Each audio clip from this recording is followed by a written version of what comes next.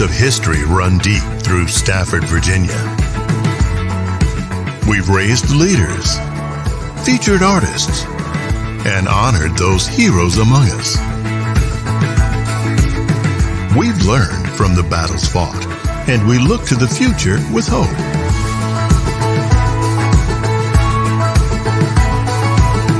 We take this time to focus on what makes us exceptional, while constantly remembering where we came from. We're always open to fresh ideas and innovation, and savor all of the flavor at our fingertips.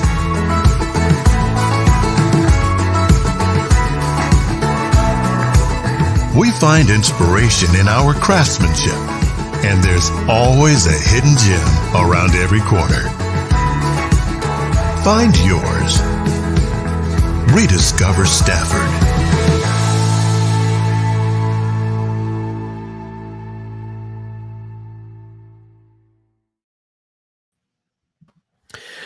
Good morning. Week 4 action. KFL, man. Blake Knight is with us this morning. Thank you. What a pleasure it is, my friend, to be by your side covering Week 4 action, man. Yeah. Looking forward to it. Well, it's this is a week that's got pretty high implications, man. This is a week that has legit playoff implications here, and it's gonna be interesting to see how this works out, man.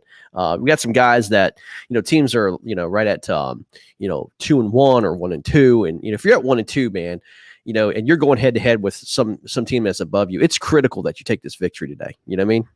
Yeah, I mean, for those who don't know, Greg, I mean, in a regular season, how many games total, how many weeks total do they have going in to make their playoff run or qualify? Yeah, I mean, 6 games, so it's a pretty short season. So every game does count. There's no doubt about it. It's very crucial. Every game it's kind of like college football. You know what I mean? Like you just can't lose. You've got to be able to get into that playoffs. And the way this works out, you have a North Conference and South Conference, and there's 7 teams in the North and 8 teams in the South.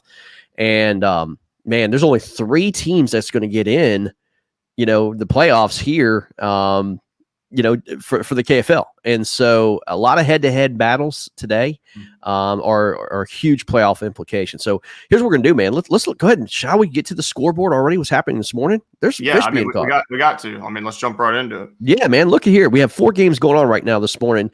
Motor City Ambassadors at home taking on the West Virginia Anglers and or Appalachian Anglers. And man, look, Motor City doing some damage here. 166.5 to 70.5. That's a huge game here because both teams, again, battling for playoff position. Motor City is undefeated. West Virginia just got their first loss on the road last week, and West Virginia, I don't know, may or may not can't afford this loss here, but looks like Motor City's just putting the hammer down on them this morning. Man, Motor City has been fishing great. They've been really, really good. They understand the format. They work well together as a team. The guys they're selecting seem to be showing up week in, week out, and we can't say that for every team. In its first season, they have really seemed to unlock the formula. They're doing a great job. Love to see it. Yeah, I mean, it's a great team. I mean, they know their waters well, and they're protecting home. And they came over to Washington and put a smack down on the Washington Warhawks. And when you win on the road and you win at home, that's impressive. Very, very. No doubt. Next game, we have Rhode Island Rebels taking on Pennsylvania Bronzebacks. Guys, this is a very tight matchup, man. One fish away. Literally one fish away in this matchup here. And this is another playoff implication game here. Rhode Island, is currently sitting pretty good for playoffs. Pennsylvania Bronzebacks is at 1-2. So they're trying to keep their season alive. And man, they're kicking and screaming, and they're just right there. They are on the road this morning going to Rhode Island. Tough place to be in on the road. You're 1-2 on the season. This is a must win. I mean, Greg, you were talking about last week for some teams being must win, your own team included. Yeah. And you've been in that position. I mean, how you're out on maybe unfamiliar waters and, man, just trying to scrap stuff together and work as a team to overcome there. It's one to watch today. It's close. I mean, that's one fish difference for the difference there. So tight matchup. Like it. Yeah, I do. And we're going to be following them. Get some of these anglers on this morning. We're going to be following these guys and see what happens, and hopefully be able to watch the scoreboard light up live. Again, Arkansas Hogs, Louisiana Hurricanes. I had Arkansas Hogs, man, as an 8.5-point underdog at home. Oh, buddy, they are not that at all this morning. They are putting on a show here. Not on that lake. Pretty sure they're on Hamilton today. Spoke to some of the Louisiana guys Friday, and they did tell me, though, if they were fishing for pickerel, not bass, they would absolutely be slapping the Hogs today. So, yeah, no kidding. This is exactly. I mean, that's they've been in them pickerel bad. They may have been. It's the wrong green ones, guys. Yeah, I mean, they're on Lake Hamilton there in Arkansas and doing very, very well. So far out to an early lead, but you never know, man. You never know. We fished till 1:00, so that's right. That's 1:00 their local time. So Alabama Hammers. Man, again, they're 3-0. Well, I'm sorry, they're looking to go 3-0 right now. They have firm control of the South right now, and just really playing well. And there's a guy by the name of Coley McGowan that is putting on a show this morning, and he's leading his team right now at 90. Looks like 96, 96, basically 96 inches, 95 3/4. And Carolina Casters actually coming back a little bit. They were only had 1 or 2 fish on the board. They're coming back a little bit right now. They're at 60.75 inches and looking okay. They're not out of the question here. So.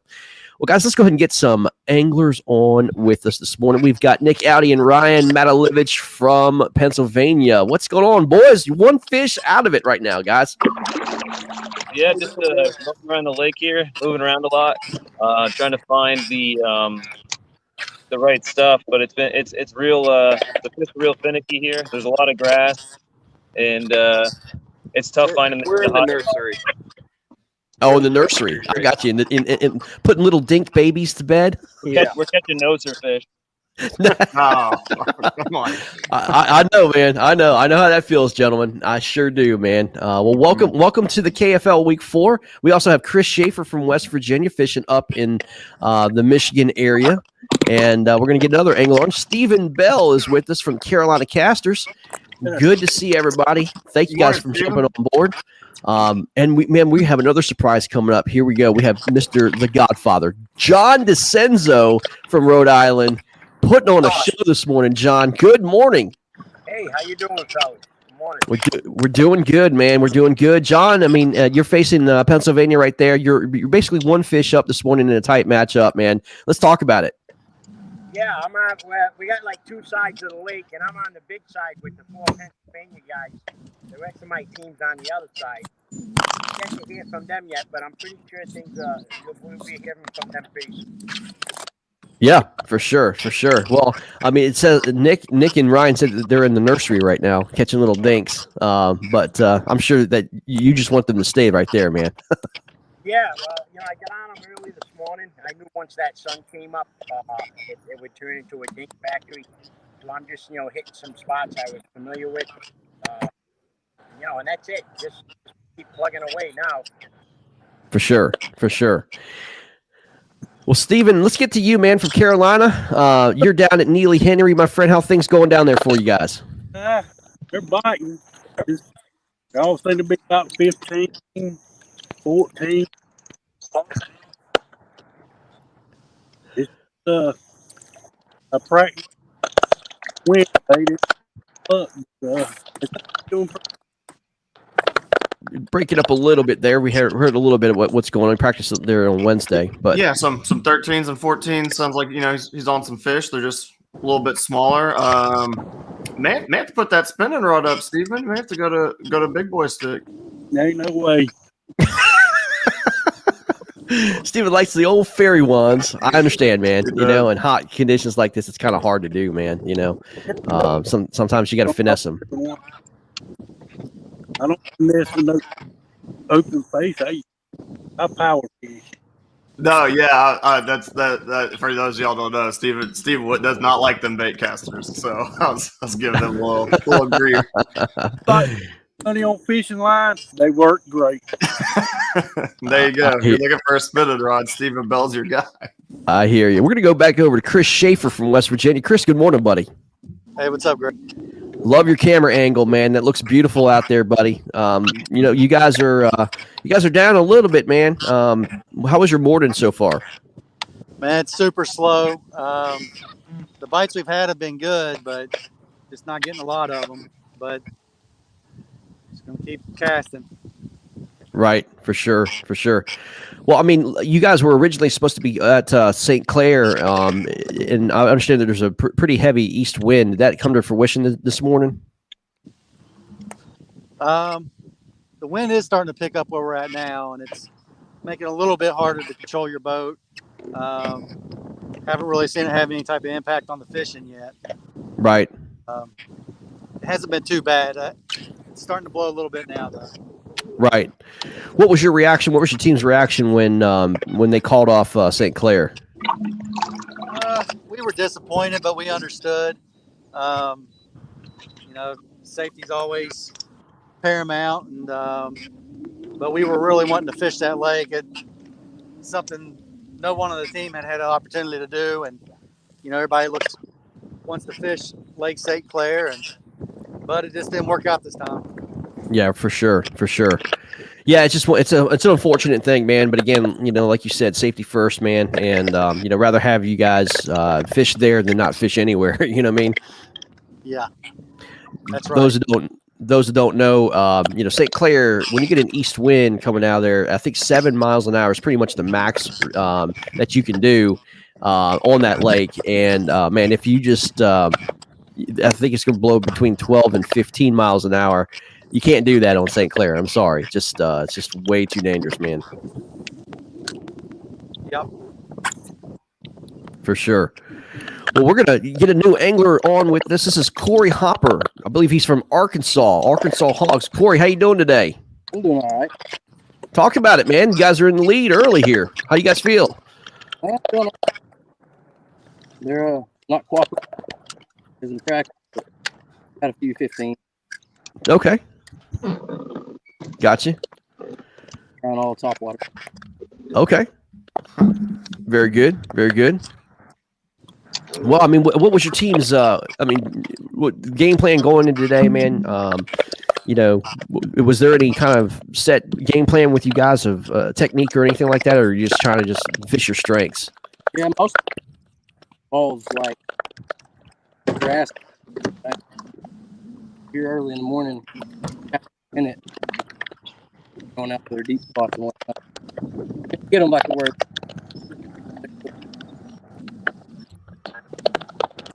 Yeah, breaking up a little bit, Corey. I'm hearing every other word that you said, but I'm not sure if it's a connection issue or whatever, but maybe a connection issue. But we'll come back to you, man. You just keep fishing, and we'll see what happens here. All right, let's get back to the Godfather, John DeCenzo. John, 103 to 85, man. One fish away.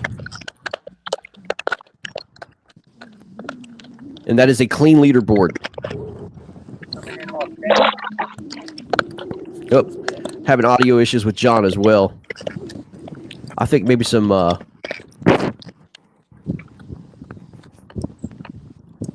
there we go. All right, we'll get back with John.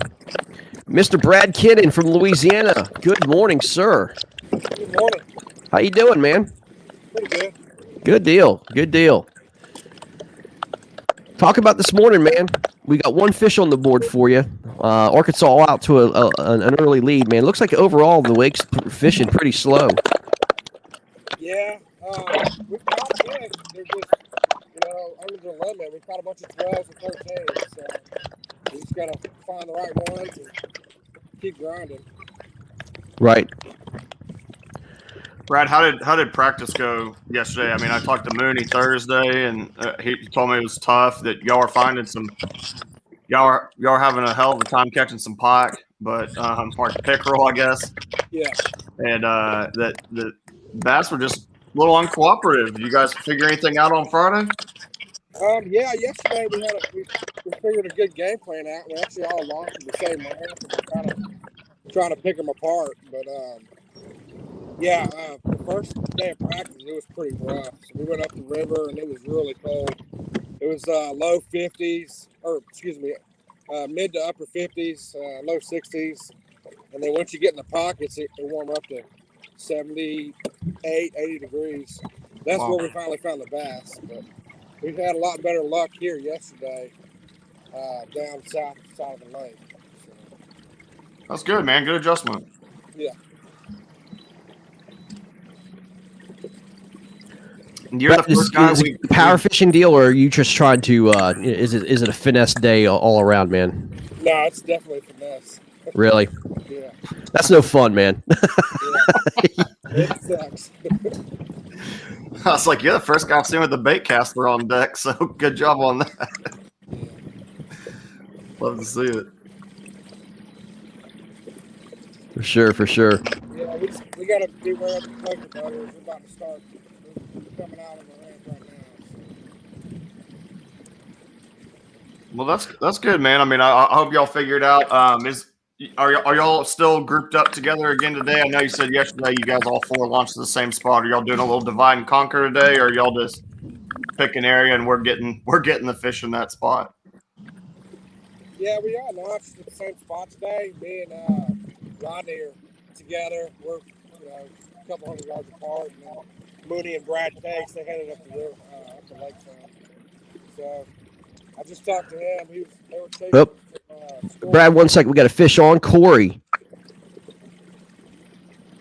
got a little catch in the net. I don't know if he's on measure. Okay. So 14 inches, man, is our minimum here. It's gonna be close, bro. That's what he is, baby.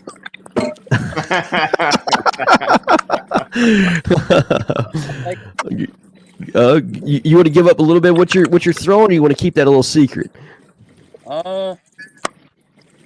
Using a popper.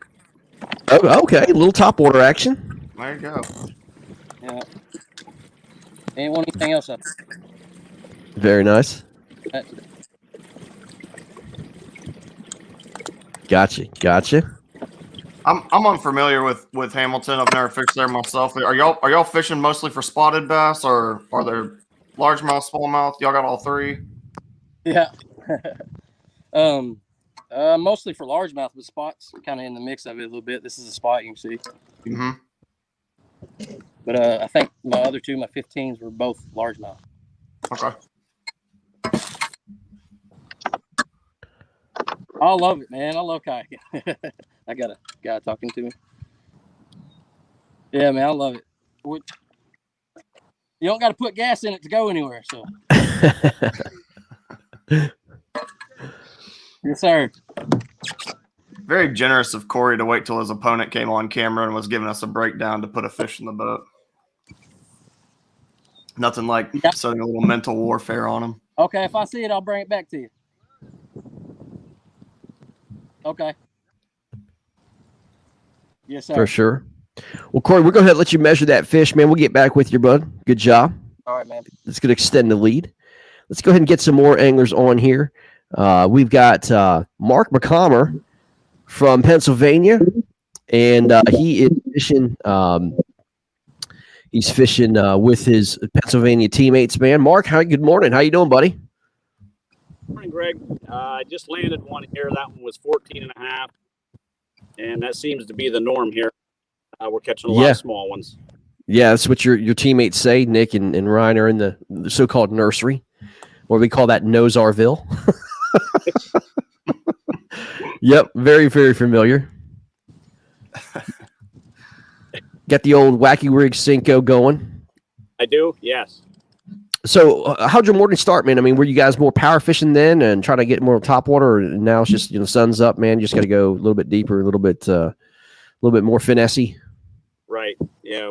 We started out, Mick was power fishing in his area, and we were free fishing into an area where we found some colder water coming into the lake, and they were piled up there, but again, no size. Right. And I went there first thing this morning just to try to get us some numbers. and I was able to pick up a couple out of the probably 28 inchers I caught out of there. And like I said, I just picked up another one here. So Right. Well, how frustrating is that, man? You're on fish, but they're small, man. I mean, does that kind of get to your mental fatigue a little bit, man? Just kind of plowing through that, or you just keep grinding, man? you got to keep grinding and hope that there's some fish that you can measure in there. I mean, it seemed like they all wanted to be there. The first thing this morning, I did get one out of there.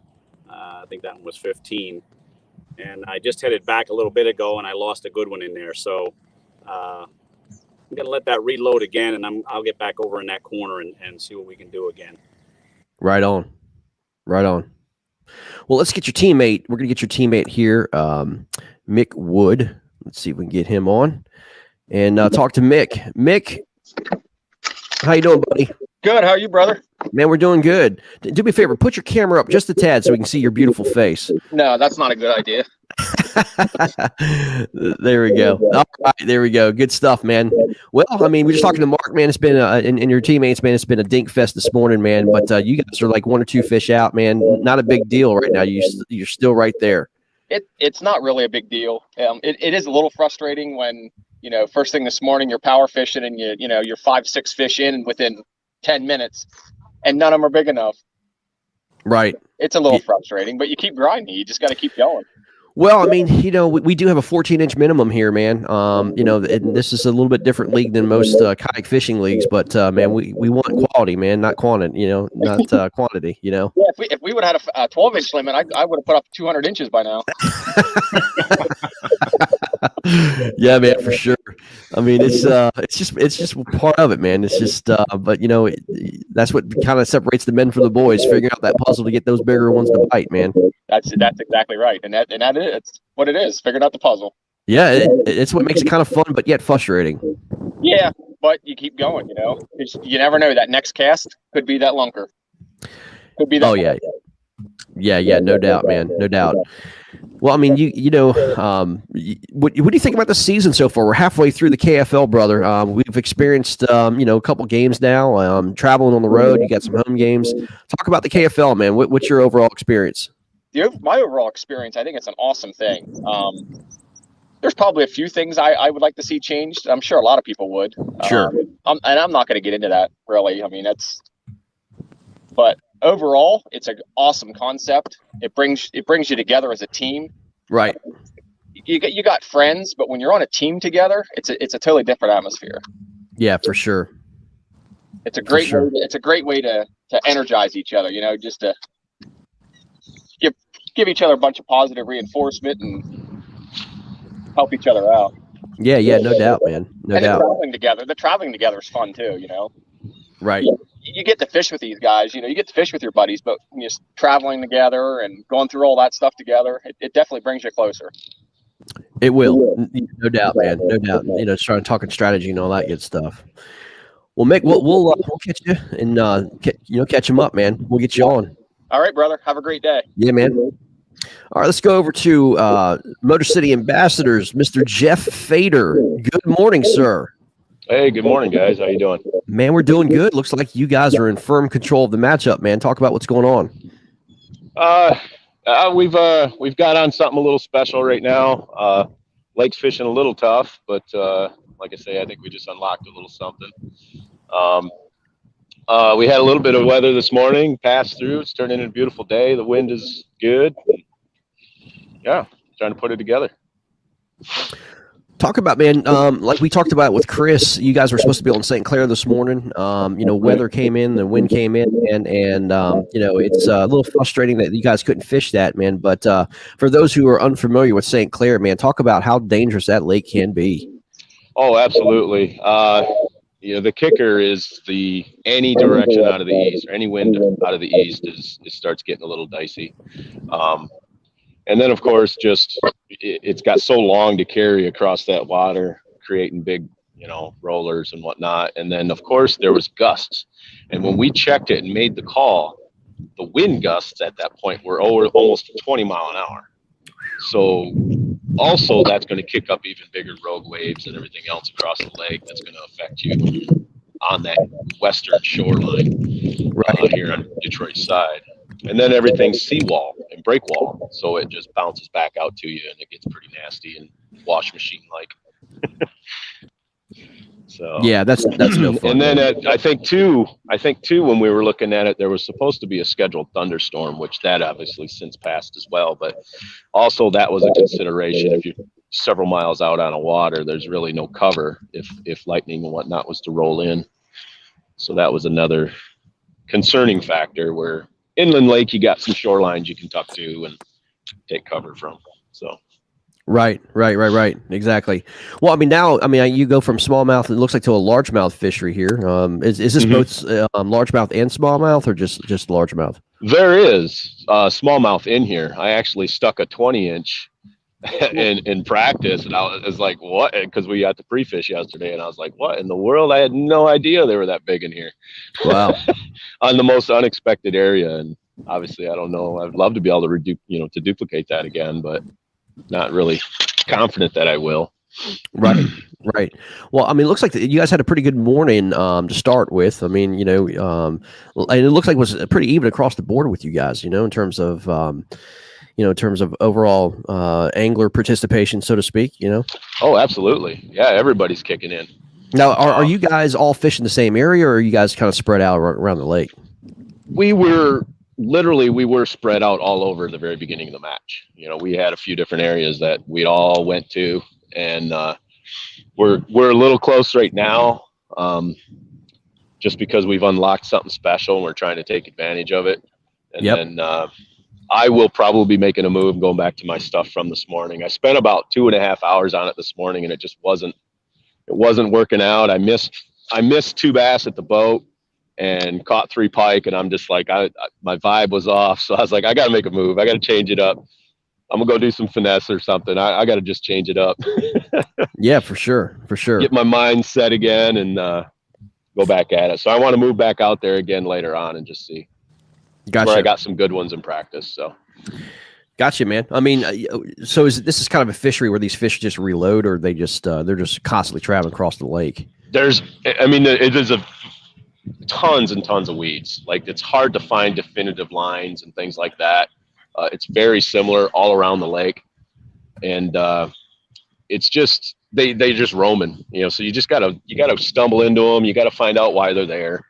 Right. But they're roaming all over the place. This place is stocked full of bass, and of course, unfortunately, pike. But there's just a ton of fish in this lake. I've got hundreds of gar that are surfacing around you that are, having a good old time. And I don't know, there's just fish everywhere in this lake. Blake, it sounds a little bit like a little Texas lake there, bro. Yeah, it's healthy. It's good.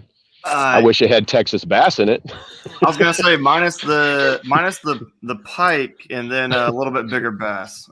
Exactly. I got to go actually fish with my cousin yesterday, and we fished a similar area all day long, and he put up 96 and I had like 93. So kind of close. Nice.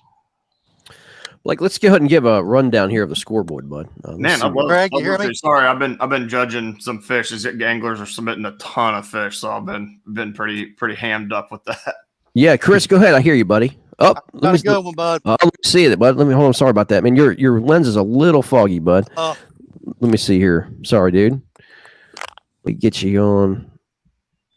Probably gonna hit 19 or so. All right, let me see here, bud. Sorry, I just did it. Yep, there we go. All right, man. Very nice, dude. Very nice. Have you measured it yet? Not yet, man. It'll probably should be around 19. Very nice. Can you give us the juice, Chris? Walk us through the catch a little bit? Man, super finesse right now, man. I'm working creature bait and some grass, and it's just, you gotta really go slow with it right now. Great job, man. Awesome catch, dude. I know you're. I'm gonna get this measured. I'll be back. Yes, sir, man. Sounds good, man. We'll come back to you and ask you some questions about it, man, for sure. Awesome, dude. Awesome catch. Let him do that real quick. Jeff, Make you a little nervous there. 19 on the board. Yeah, they're in this lake, dude. I'm telling you. You know, they when we were talking to them guys yesterday, and of course, even our team, we were really looking forward to St. Clair. I haven't been on St. Clair again since April. I live like 2.5 hours north of it, so I was, of course, looking forward to this event. I certainly didn't want to have to cancel it. We were doing everything we could not to, but like I was telling these guys in the West Virginia team, it's like, we even the playing field by bringing you in here. Like the bite's kind of tough on St. Clair this time of year. They're not wolf packed up, so they're singles. All your good ones are singled out and roaming. You can catch a bunch of 16s and things like that, but to get those good kickers that are going to help you along with the tournament is you got to cover some ground, and I think we would have had the upper hand. I certainly do, especially they've not experienced that before. We certainly would have had an upper hand, but unfortunately we had to switch it up, come here, and now we sort of, even the playing field and give them a good chance to come to our house and take it from us. But we talked to them already, and they're not going to. They promised they won't. No, Blake, it looks like everybody in this, we're spread out across the country, and everybody's doing the same thing, man. I'm amazed at the amount of spinning rods I'm seeing out, and how tough, their bite is, which is just, Greg, you got out for a little bit this morning. Was it tough for you? Were you having to force feed them a little baby something, or trying to coax them into eating? Honestly, I started out on a grass ledge. I tried to buzz bait a little bit across the grass. I knew early that wasn't going to work, so I just went to a shaky head, bubble gum, and dark water, and they were tearing it up. Not tearing it up so much, but within an hour and a half, I got a couple bites, got a couple landed. So, I knew that subsurface was going to be the way. I was hoping there would be a top water bite and more aggressive bite. But we are a tidal fishery, man, and there just wasn't enough water to be able to sustain that kind of bite for us. So I just kind of went deep, and shaky head, you could power fish it. Believe it or not, you could kind of power fish a shaky head. You know what I mean? Mm-hmm. It's not the ultimate finesse thing, but it's enough to kind of get their attention and work it a little bit. So I had the fairy wand in my hands a little bit, man, no doubt. Yeah. We caught all our fish yesterday punching like beaver style baits, but they did not. It was a ton of flips, and they didn't want it moved. We pretty much throw it in there and just leave it on bottom, and they'd just come pick it up. It was a really weird bite because we had awesome conditions yesterday. Windy, overcast. We've got another angler making his KFL debut, Mr. George Nemeth from the Motor City Ambassadors, my friend. How are you doing?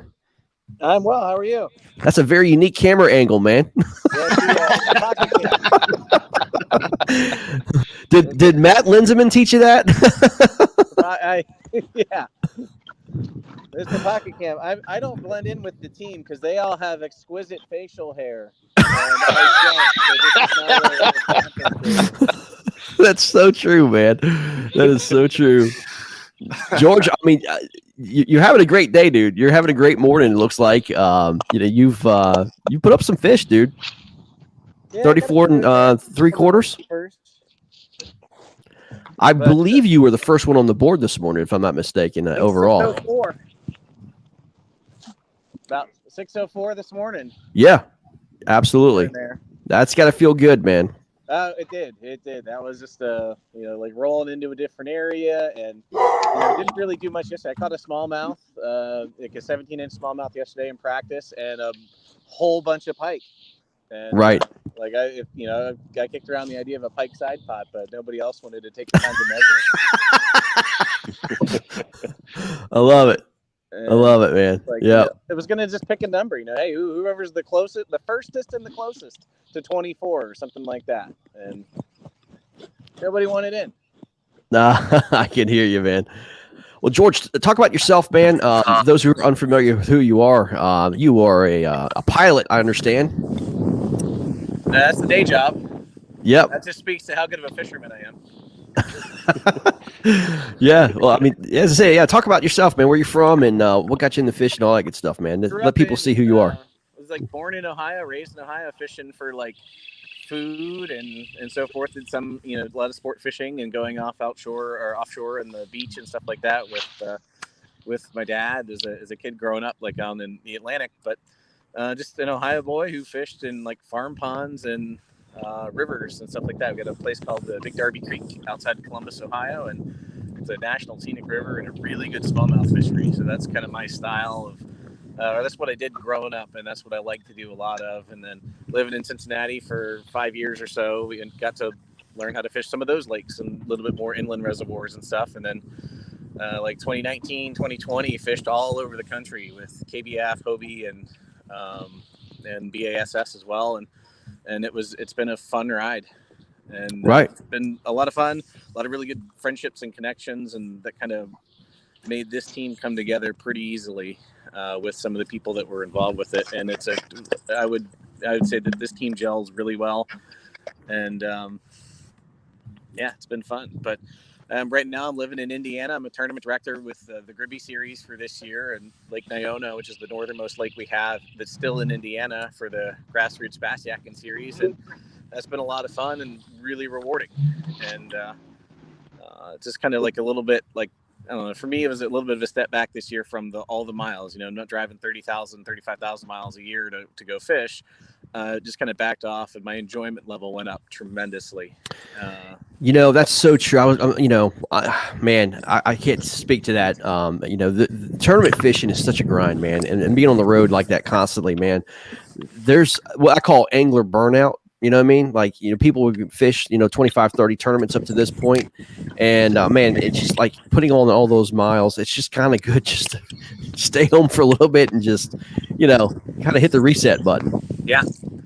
Yep. So took on a few different interests and other hobbies and things like that. But it's been like this schedule with the KFL. It works around the work schedule with some of the events I can make. Good group of people and a lot of camaraderie, and just this is my first event, so fishing here, and it's been a lot of fun, and meeting the other guys from West Virginia. Like, they're good quality folks, and good company over dinner. So yeah, no doubt, man. Chris and his crew, Jared Brown, we call Jared Brown Shade Tree, and you can understand why. I mean, the dude's a monster, dude.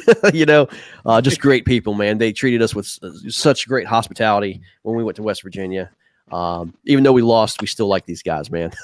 So. No, I can definitely see that. No, so I heard Jeff talking a little while ago. We really wanted to get him on St. Clair. I wanted to be on St. Clair. Everybody wanted to be on St. Clair.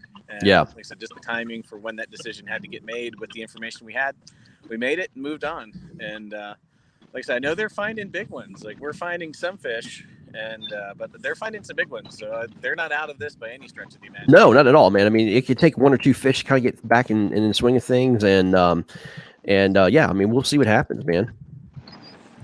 I'm trying to fish one-handed. It's going reasonably. Let me see. Can I switch this around? Do you know?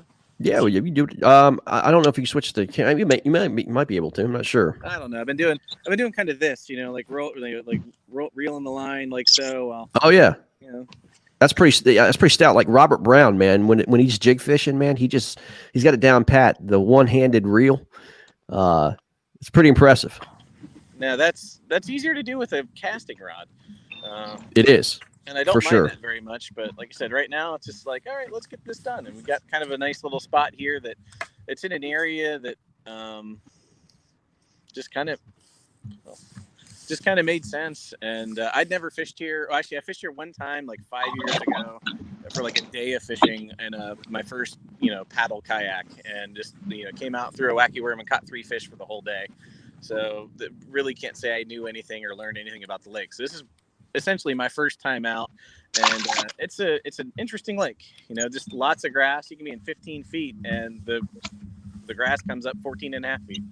Or tops out and so forth. So I don't normally see that kind of vegetation in some of the places that I fish. And but like I said, the pike bite is fire. And you want to get on the pike? This is your place. Well, unfortunately, pike won't score, man, but at least they'll tug on the line. Speaking of junk fishing, Ryan Matalivich has caught a catfish and a look like a sunfish or a crappie. You're all over it, man, today, Ryan. I'm just a crappie fisherman today. Yeah, man. I got a crappie, 2 slime darts. That's about it, and a bunch of little bass. So, yeah, that's no fun, man. No fun. Vincenzo's catching them all. He's got his pet bass. Yeah, he only has only 2 bass in this place above 12 inches, 15 inches, and Vincenzo has them both trained by hand. So they just come to I hear you, man. I hear you. Looks like Blake looks like the bite overall has really slowed down. Yeah, these. It wasn't good when we got on here and everyone said I'm finesse. I'm not power fishing. My boy over there in Arkansas gave me a little hope catching him, Mr. Corey Hopper on a popper. I was like, okay, might get to see some topwater blowups, but that seems few and far between, man.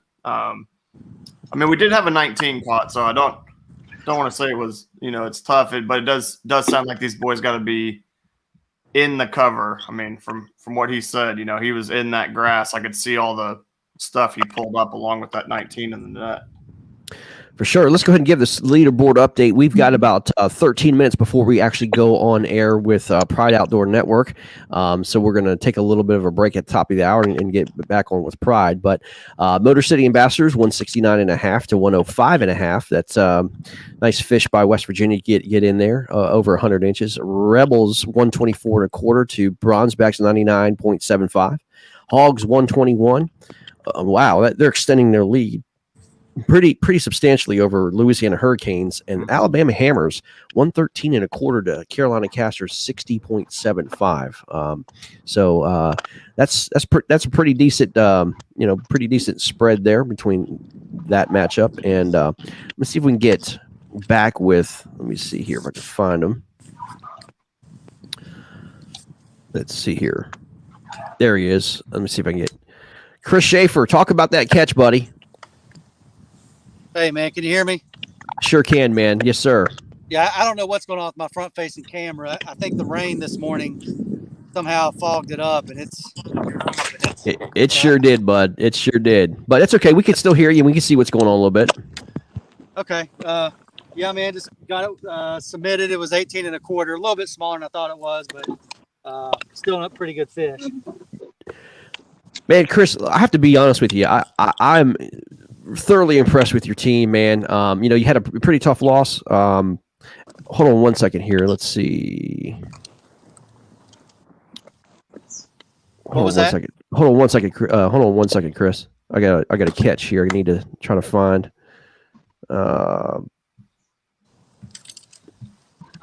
Let's see here, bud. There we go, Corey. Corey, another fish on, buddy. That ain't gonna make 14. No, can cook. Okay, looked like you were fighting a pretty decent sized fish there, man. Well, I thought I had me one. The old dink drop. We'll come back to you, man. Chris, my apologies were there, bro, man. I thought we had a pretty decent sized fish on there, man. No problems. Up. Hold on one second here. Got another fighting fish here, Mr. Fader. Howdy ho. Got some drag reeling. Yeah. Oh yeah, it's a good one. I haven't seen it yet. Come here. Better not be a pike. Nope. It's a largie. Very smooth net job there. Just about to say, cleanest net job I've maybe ever seen in a kayak. Oh, my man, that's a good one. Oh, yeah. Oh, very nice. Yes, sir. You got a guess, Greg? What do you think it go? I think What is that? I think it's going to go about probably 18.5. Okay, I was going to say 18.5. But to be different, I'll say 18.75. Oh, you should have stuck with 18.5. Yeah. Well, Greg got it out first. Tried. Didn't want to double down, you know. That was a pretty good guess, though, man. Man, Greg and I don't catch a lot of fish, but we look at a lot of them. So. Yeah, man. You see, you wouldn't know that unless you do catch a lot of fish, though, boys. All right. Well, I guess very we'll nice, go ahead man. and measure them. Yeah, you go right ahead, buddy. Good job All on right, that, man. man. Good Thank job. you. You're gonna bring your opponent, who had to sit there and listen to that, man. Chris, I'm sorry, Chris, man, but that was Jeff putting a nice 18.5 on the board there, bud. Yeah, that was hard to watch. I was sitting there praying for a pike. I'm sure you were, my friend. I'm sure you were, man. But talk about, I mean, look, man, I was talking about your team, how impressed I was, man, when you went up to Indianapolis and you were able to, man, just, fish largemouths. And, West Virginia is known for river fishing and, catching smallmouths, man. But you guys adapted really, really well, man, and did a great job last week.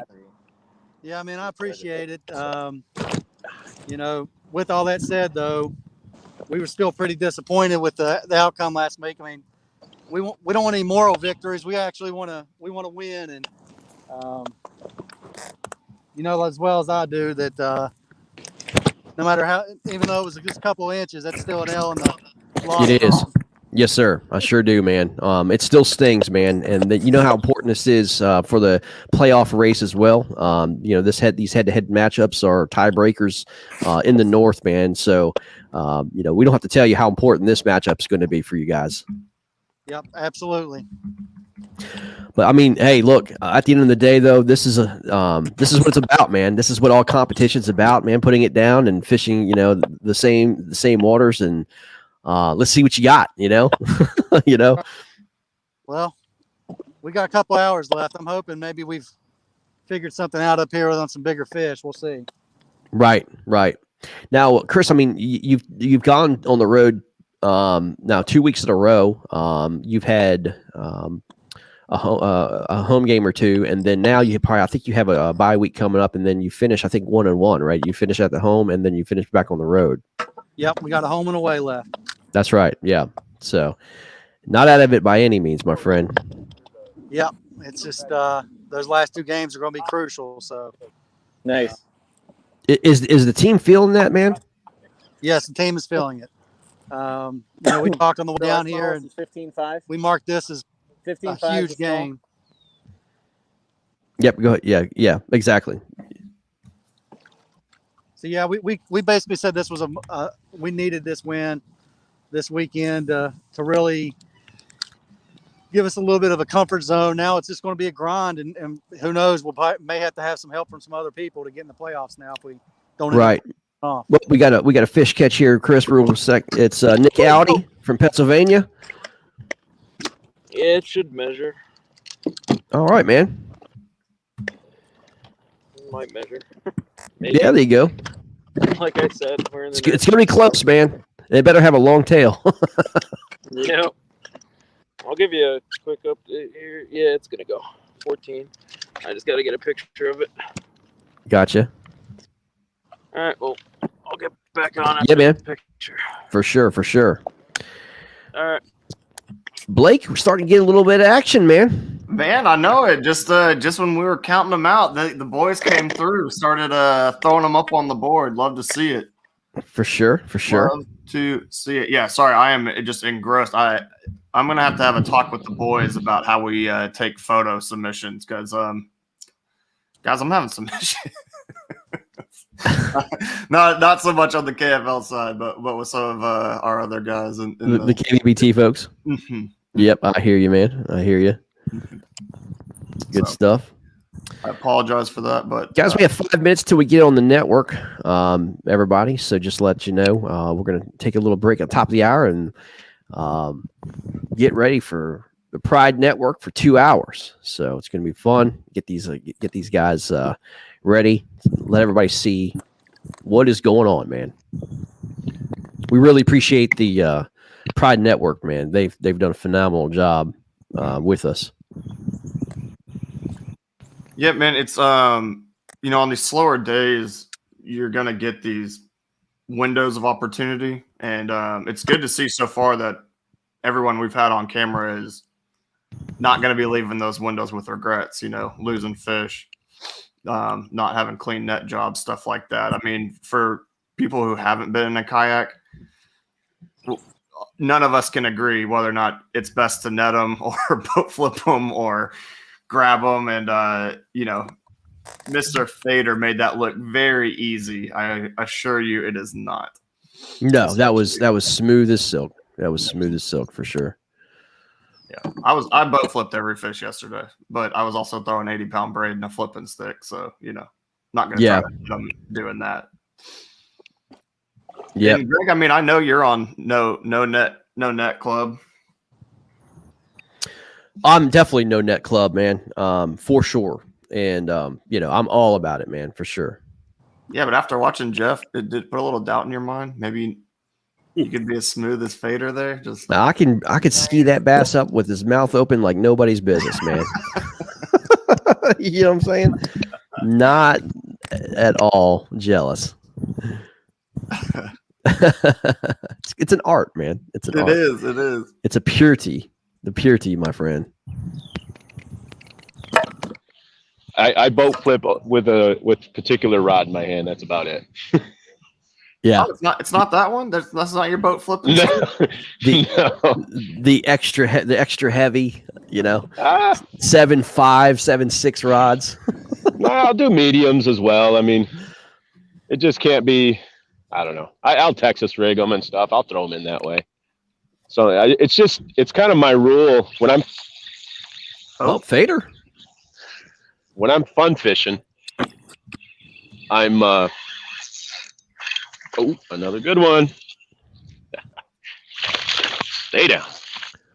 We'll see how smooth the net job is this time. You want to doubt it? No, sir. Oh, just butter. Just butter. It's so easy.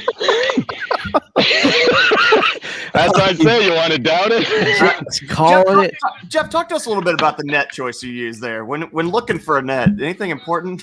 $9 Bass Pro. The old plastic crab net, man. Net don't matter too much, but it does. It is a knack. You guys are right. It is something that you definitely have to get used to. And basically, figure out, I have a particular side I like to bring them to. You certainly need to have them turn the right way before you even pull them towards the net. And right. It's kind of, there's a knack for it. Hold Jeff, that fish up for us, Jeff, if you could hang on 1 second, we'll come back with that fish, man. We're going to go on network here. Everybody sees it. Hold on to that fish if you can, just real sec, okay? Yep. All right. We're going to come on network. All right, let's remove everybody off screen here.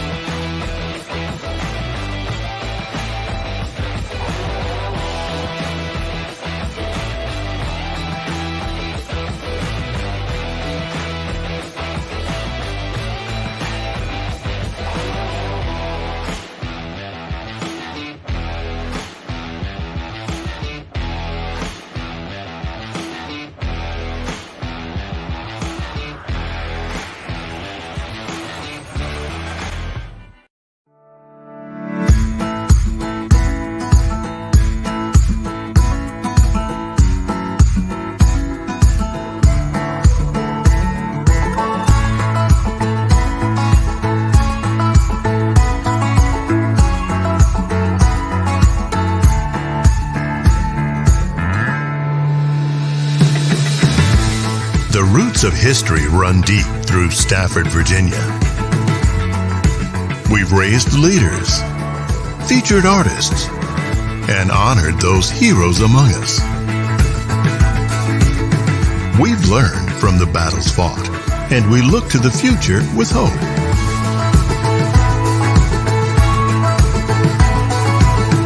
We take this time to focus on what makes us exceptional, while constantly remembering where we came from. We're always open to fresh ideas and innovation, and savor all of the flavor at our fingertips.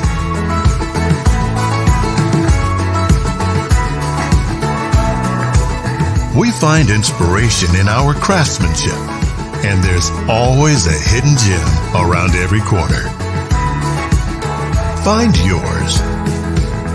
Rediscover Stafford.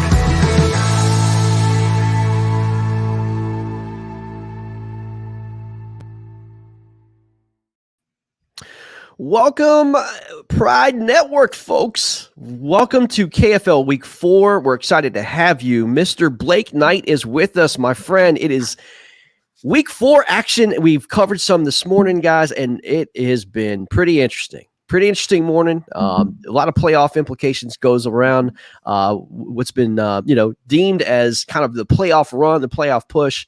Welcome this morning, Blake. How you doing, buddy? Man, excellent. We've been live for a little bit with the guys before we came on here on Pride, and man, the guys are doing their end of the business. They're putting on a show. They're putting some fish in the boat. A lot of tight matchups. Got some teams trying to figure it out.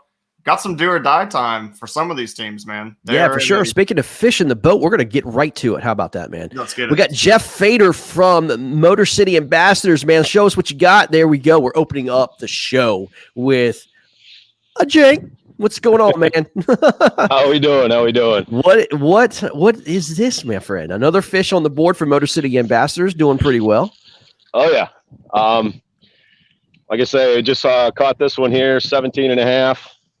A bit of an upgrade. I think our small fish for the group is 15.5 right now. So yeah, doing all right. Solid, doing man. All right. What's the soup du jour, so to speak, man? I mean, is it all finesse for you guys, or what's the deal?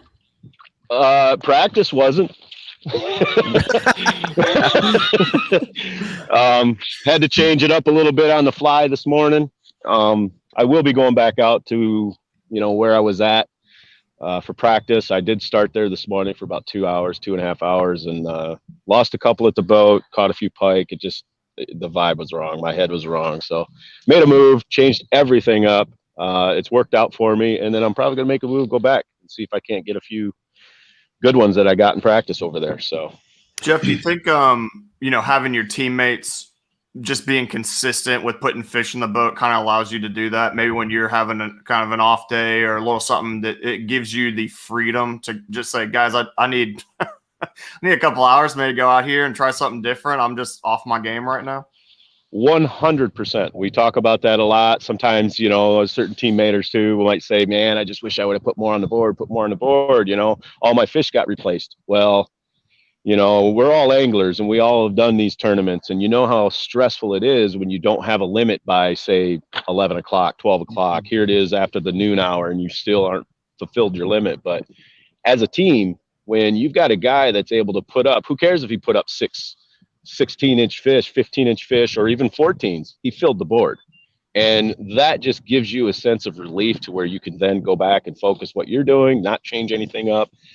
And, and like you said, I had a bad day. Okay, I had a bad start. I was kind of in my head. These guys are out here catching them and, doing their thing. I mean, they were getting some good ones this morning. And I just had to make a move, and it allowed me to do that, kind of reset and sort of gather my thoughts and come over here and participate and get back on over. So that's all you can do, man. It's invaluable. It's invaluable, man. We say that a lot. It's invaluable. For sure. Well, let's go ahead and do a scoreboard update right now, man. Blake, I mean, let's just get right to it here and see what we got in terms of scores. Those who are just joining us in the broadcast, we've got Motor City Ambassadors, who is Jeff is on, is 174.75 to 105.5. Pretty substantial lead, 70 inches or so. The Rhode Island Rebels, 140.5, taking on Pennsylvania Bronzebacks. Rhode Island is at home, and they're at 114. Pennsylvania Bronzebacks. Arkansas Hogs, 121 to Louisiana 16. And Alabama Hammers putting on the Hammer Show, 113.25 to 60.75. Guys, again, we can't stress this enough. From here on in is really playoff implications, man. It really is. It's a lot. And we're going to get some of these anglers on. We've got some more anglers here. We got George Namath. We've got George is also with the Motor City Ambassadors. We got Stephen Bell from the Carolina Casters. Oh, we've got another fish on for Jeff. Let's he knows when to show up, man. Once those cameras get turned on. Here we go. Oh gosh. That looks like Oh my. oh no. Oh no. Ooh. I was forcing that one and I. Oh no. The agony. Yeah, that one might have been my big one of the day. Oh man.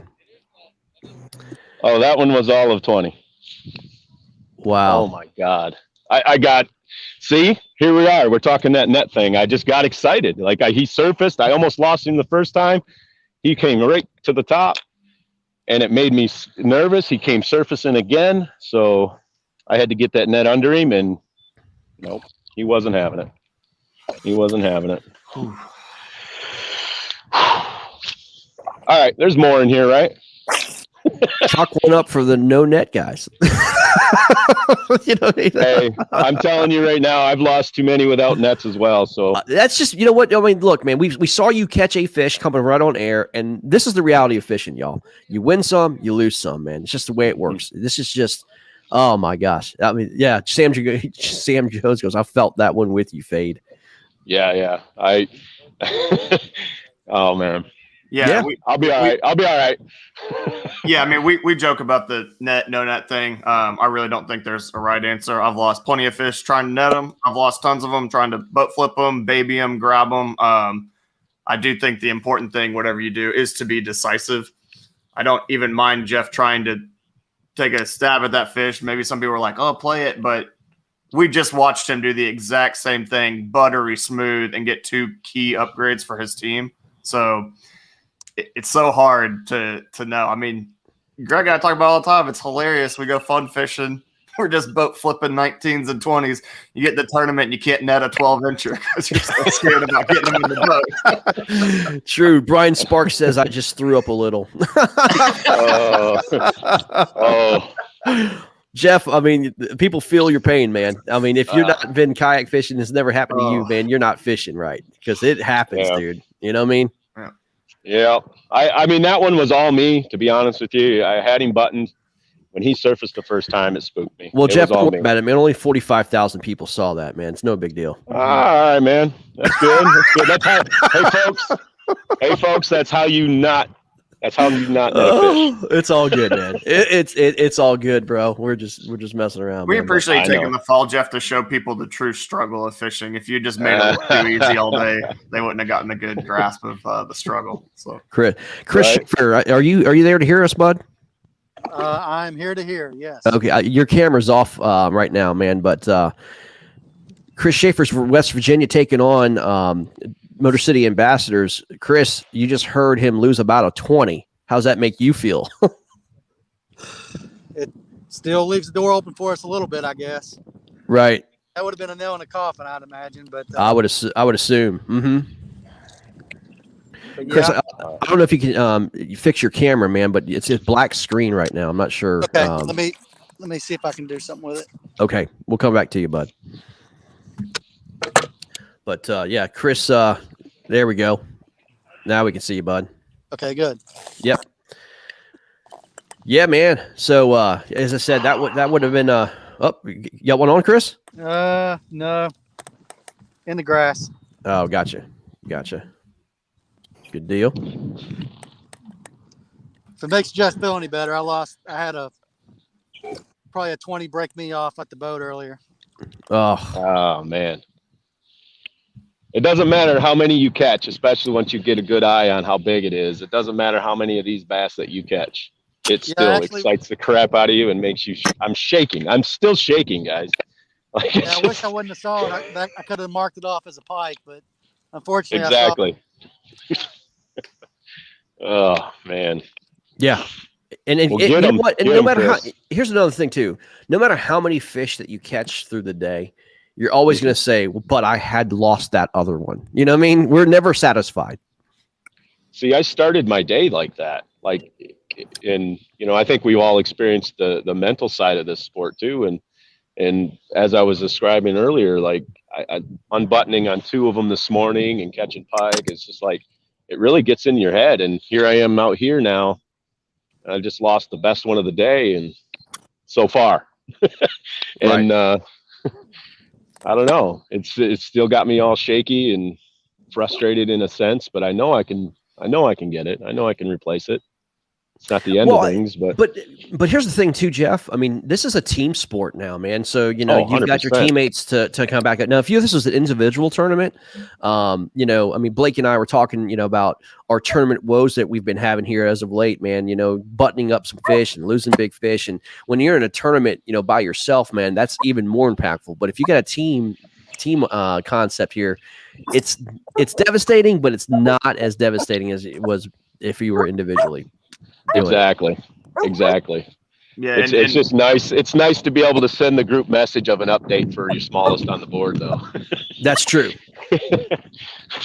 Well, and I mean, on that same note, Jeff, I mean, you just submitted 3 fish that all helped your team.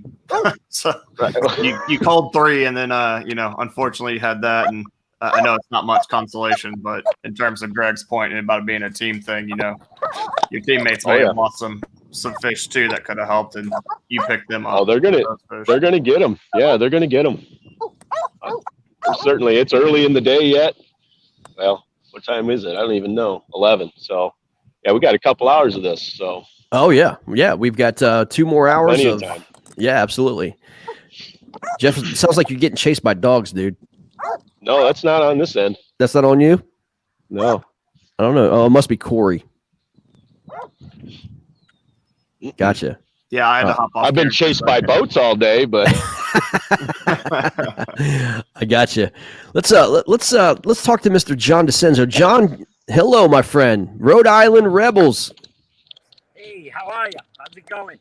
Good, man. We can barely hear you, man. I don't know if you could pick up your phone or what have you. Yeah, Talk to us. probably me. Yeah, there you go, my friend. Well, let's see if I can get you there. There we go. Rhode Island Rebels, man. John, talk about your day, man. You have put some fish on the board this morning, my friend. Well, no more than anybody else. Some guys are catching more fish than me. It's just I got lucky. I got a couple of big ones, and they're hard to catch when you're catching the inch wide. When you get a couple of big ones, you need to double up on the small ones to catch up. So I got. Oh, we lost John. We'll come back to him once he's back. But yeah, I mean, he said he's definitely caught some big ones, man. There's no doubt about it. He's done his team well. We're gonna let John also talk about his team is actually a little bit of a disadvantage this morning. I got a call earlier this morning about one of his teammates not having has broken down. He had a broken down car, and they were man down and still putting up some pretty big numbers. So let's do this. Let's go over not only the scoreboard, but we're going to talk about individual anglers having great days. Motor City Ambassadors, again, 174 3/4 to West Virginia Appalachian Anglers at 105.5. Rhode Island Rebels, 140.5. Pennsylvania Bronzebacks coming back a little bit, 114. Arkansas Hogs 135, just added in another 10 inches to their score to 16's Louisiana. Alabama Hammers 113.25 to Carolina Casters 60.75. We got some late games coming up tonight. We'll be on air at Pride Network at between 5 and 6 p.m. Massachusetts Maulers take on Bay State. That's an in-state rival matchup there in Massachusetts. And Lone Star Bandits taking on another in-state rival, Southeast Texas Rough Riders. These two are going to be going at it down in Texas, South Texas. Jeff Fader leads the board at 137.5. And, he was sitting here talking about he just lost a nice one there, but he still leads the overall leaderboard, 137.5. Coley McGowan from Alabama, 113.25. John DeCenzo, who we just had on at 90.5, having a great day. Can you open up John's fish? I just want to show people what he's doing. Oh, 21.75 for sure. A nice fish here. There it is. Let me see if I can get it. That, my friend, is a tank. First thing in the morning. Wow. That's a fat fish. Mm-hmm. Beauty. But great fish there to get his team to the lead, 140.5. And it looks like the team's going to need that score too. But again, Fader, McGowan, DeCenzo, Garrett Morgan from Arkansas, and Jared Brown from West Virginia are the top 5. They're having very decent days with their fellow teammates. And we're going to get everybody else back on here. See if we can get John DeCenzo. Are you still with us, buddy? Yeah, I'm a rookie with this. I guess I'm having technical difficulties. No, that's okay, man. Sometimes your service goes in and out, but that's okay. We can get that taken care of. John, talk about that, man. You had a tank on this morning, 21.75. Looked every bit of 6 pounds. Yeah. Ugh. We will finish that interview, I promise you. Just cell phone service, man. Good old AT&T or Verizon. You gotta love it. It's 2021 and we still can't get cell phone service everywhere. We can literally open up a Dollar General on Mars right now, and we can't have cell phone signal here on Earth. Unbelievable. It really is insane. It's insane. All right, let's see here. Especially the Northeast. You know, the most populated areas in the in the country is, the Northeast, and we still can't get cell phone signal right. Yeah. Boy, Greg, looking at the leaderboard, man, we can talk about home cooking this week. The home teams are putting on the show. They're doing the business, man. Oh, Fader had another bite. Nope. It was. I missed him. Uh-oh. We got another boat coming in. You're just making more friends out there, Jeff. Don't worry about it. There was a 30 boat tournament that started off this morning on this lake with us as well. We got Mr. Brad Kidden from Louisiana. Good morning, Brad. How are you doing today? Yeah, pretty good. Brad, looks like Arkansas is furthering their lead on you guys, man. Are you guys? Is it time to get concerned? Yeah, they're putting a butt whipping on us right now, so we're gonna pick it up for sure. What's your communication right now with the team right now, man? I had 2 guys. They're chasing some schoolies. They're catching them. They're just small in size, so. But that's about it. Right. Looks like you have really good conditions, though, man. Overcast skies there in Arkansas, man. Looks pretty prime. It's just amazing to me that, honestly, the leaderboard on both sides is just not lighting up as much as we thought with that kind of condition. Yeah. Yeah, and a lot of the fish they're submitting are the minimum. We're getting lots of 14s and a half, 14 and a quarters. I mean, it's certainly not over if y'all can get on something and start putting them in the boat. Yeah, that's what we saw pre-fishing. We didn't catch anything over at 16, so a little discouraging there, but we'll see how it goes. Right. You're fishing Lake Hamilton, correct, in Arkansas? Yeah, it's a beautiful lake. Is it more of a clear lake? Yeah. Gotcha. Well, how do you guys, you guys are fishing Louisiana. That's more kind of a dirty water fishery, you know what I mean? Not as clear. How do you guys change up like that, man? Trying to go on the road and try to fish a completely different type of fishing. What you guys discuss and what was the game plan going in? Well, we just got to change. We use a lot of, we had to change the, clear line and downsize our baits and stuff like that. So in Louisiana, the bigger the better. But we've had to go smaller here. Smaller right. bait, smaller line. Blake, talk about that, man. You got to fish some, some clearer water sometimes. What's your strategy when you fish clear water, man? Find dirty water. Me too, man. Uh, That 20-foot clear national water event at stuff, man, I Broken. like it. Yeah, I fished the national event this year at Broken Bow, and I mean, it didn't go great for me. I'd never fished a Highland reservoir before, but went to the south end of the lake and 10-foot plus viz, and I just was like, nope. Went as far up the river as I could to where it was chocolate milk, and just tried to stay with what I knew how to do, man. I didn't think during the middle of a tournament was the time to try to teach myself how to fish 30 feet down and crystal, what I call crystal clear water. So Right. I try to do what I'm good at, what I think I am better at than that. But that's what important. I do, man.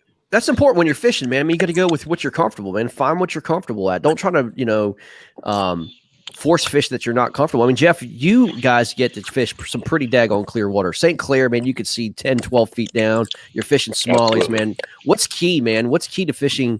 Can you give any advice to Brad about fishing some pretty clear water, man? What's the key to that?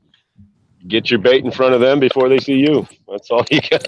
That's all you can do. Right. Some fish are pretty finicky.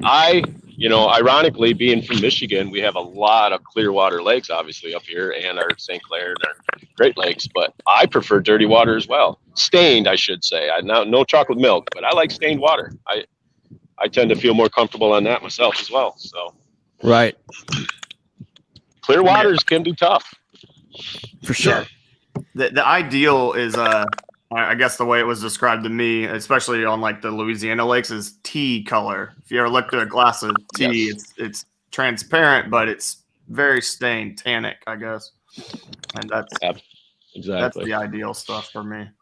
Yeah, we have some guys commenting. A lot of these guys are fishermen watching this broadcast right now, and a lot of them, want to be out there with their team, want to be out there fishing. Man, it's kind of hard for them to kind of sit back and watch this broadcast when they know, they love to be on the water. But man, that's just the way it works, man.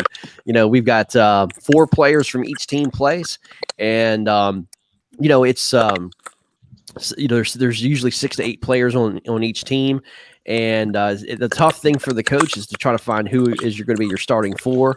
And man, it's hard. Week 1, I had to sit here and watch my team fish, and I just want to be on the water, man. But I understand how that works, man. It's tough. You want to get out there and be a part of it. Blake, while we got some time, man, let's talk about what KFL is. We have a lot of new viewers right now. Let's talk about what the KFL is in general, man, and how this works and what kayak fishing is all about. Yeah, absolutely. So, in kayaks, we're not live transporting fish. We don't have boat officials in the boats with these guys weighing them or anything. So we're going to go by length. In a single tournament, solo tournament's going to be your best 5. But for this, it's a team event, 4 guys fishing, and we take the best 10. We have a 14-inch minimum. Most trails require 12. We've gone with 14. And it's 4 guys working together versus another team of 4 guys. There's a home and away squad. Best 10 fish wins by length. That's cut and dry, plain and simple as it gets. That's how we do things here. Yeah. Talk about the difference between bass boat fishing and kayak fishing. I mean, how we definitely don't do live weigh-ins. We do catch photo release. Talk a little bit about what catch photo release is and why that's so important to bass fishing.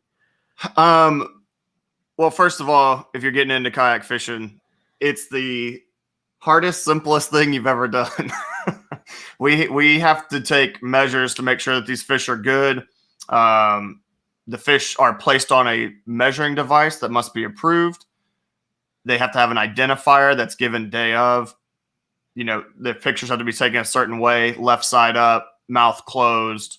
Can't have your hands on fins, different things like that. And these guys all, are trained veterans of it. I certainly, when I got into it, I'd made tons of mistakes, forgetting my identifier, stuff like that. And, it's important to us to keep the fish healthy and get them in, take a quick photo, revive them if they need it, and give the bass as much time as they need, and release them to be caught another day. I think it's a great thing, I've been fishing 2 years, and I've never had a fish, anything go wrong with that. So I love that we do CPR, and instead of dragging fish around, and everything that goes with that. So yeah, I was out there fishing this morning. I was doing another catch photo release tournament that we had going on, and I was talking to about bass boat that caught their limit, and they said I watched them catch a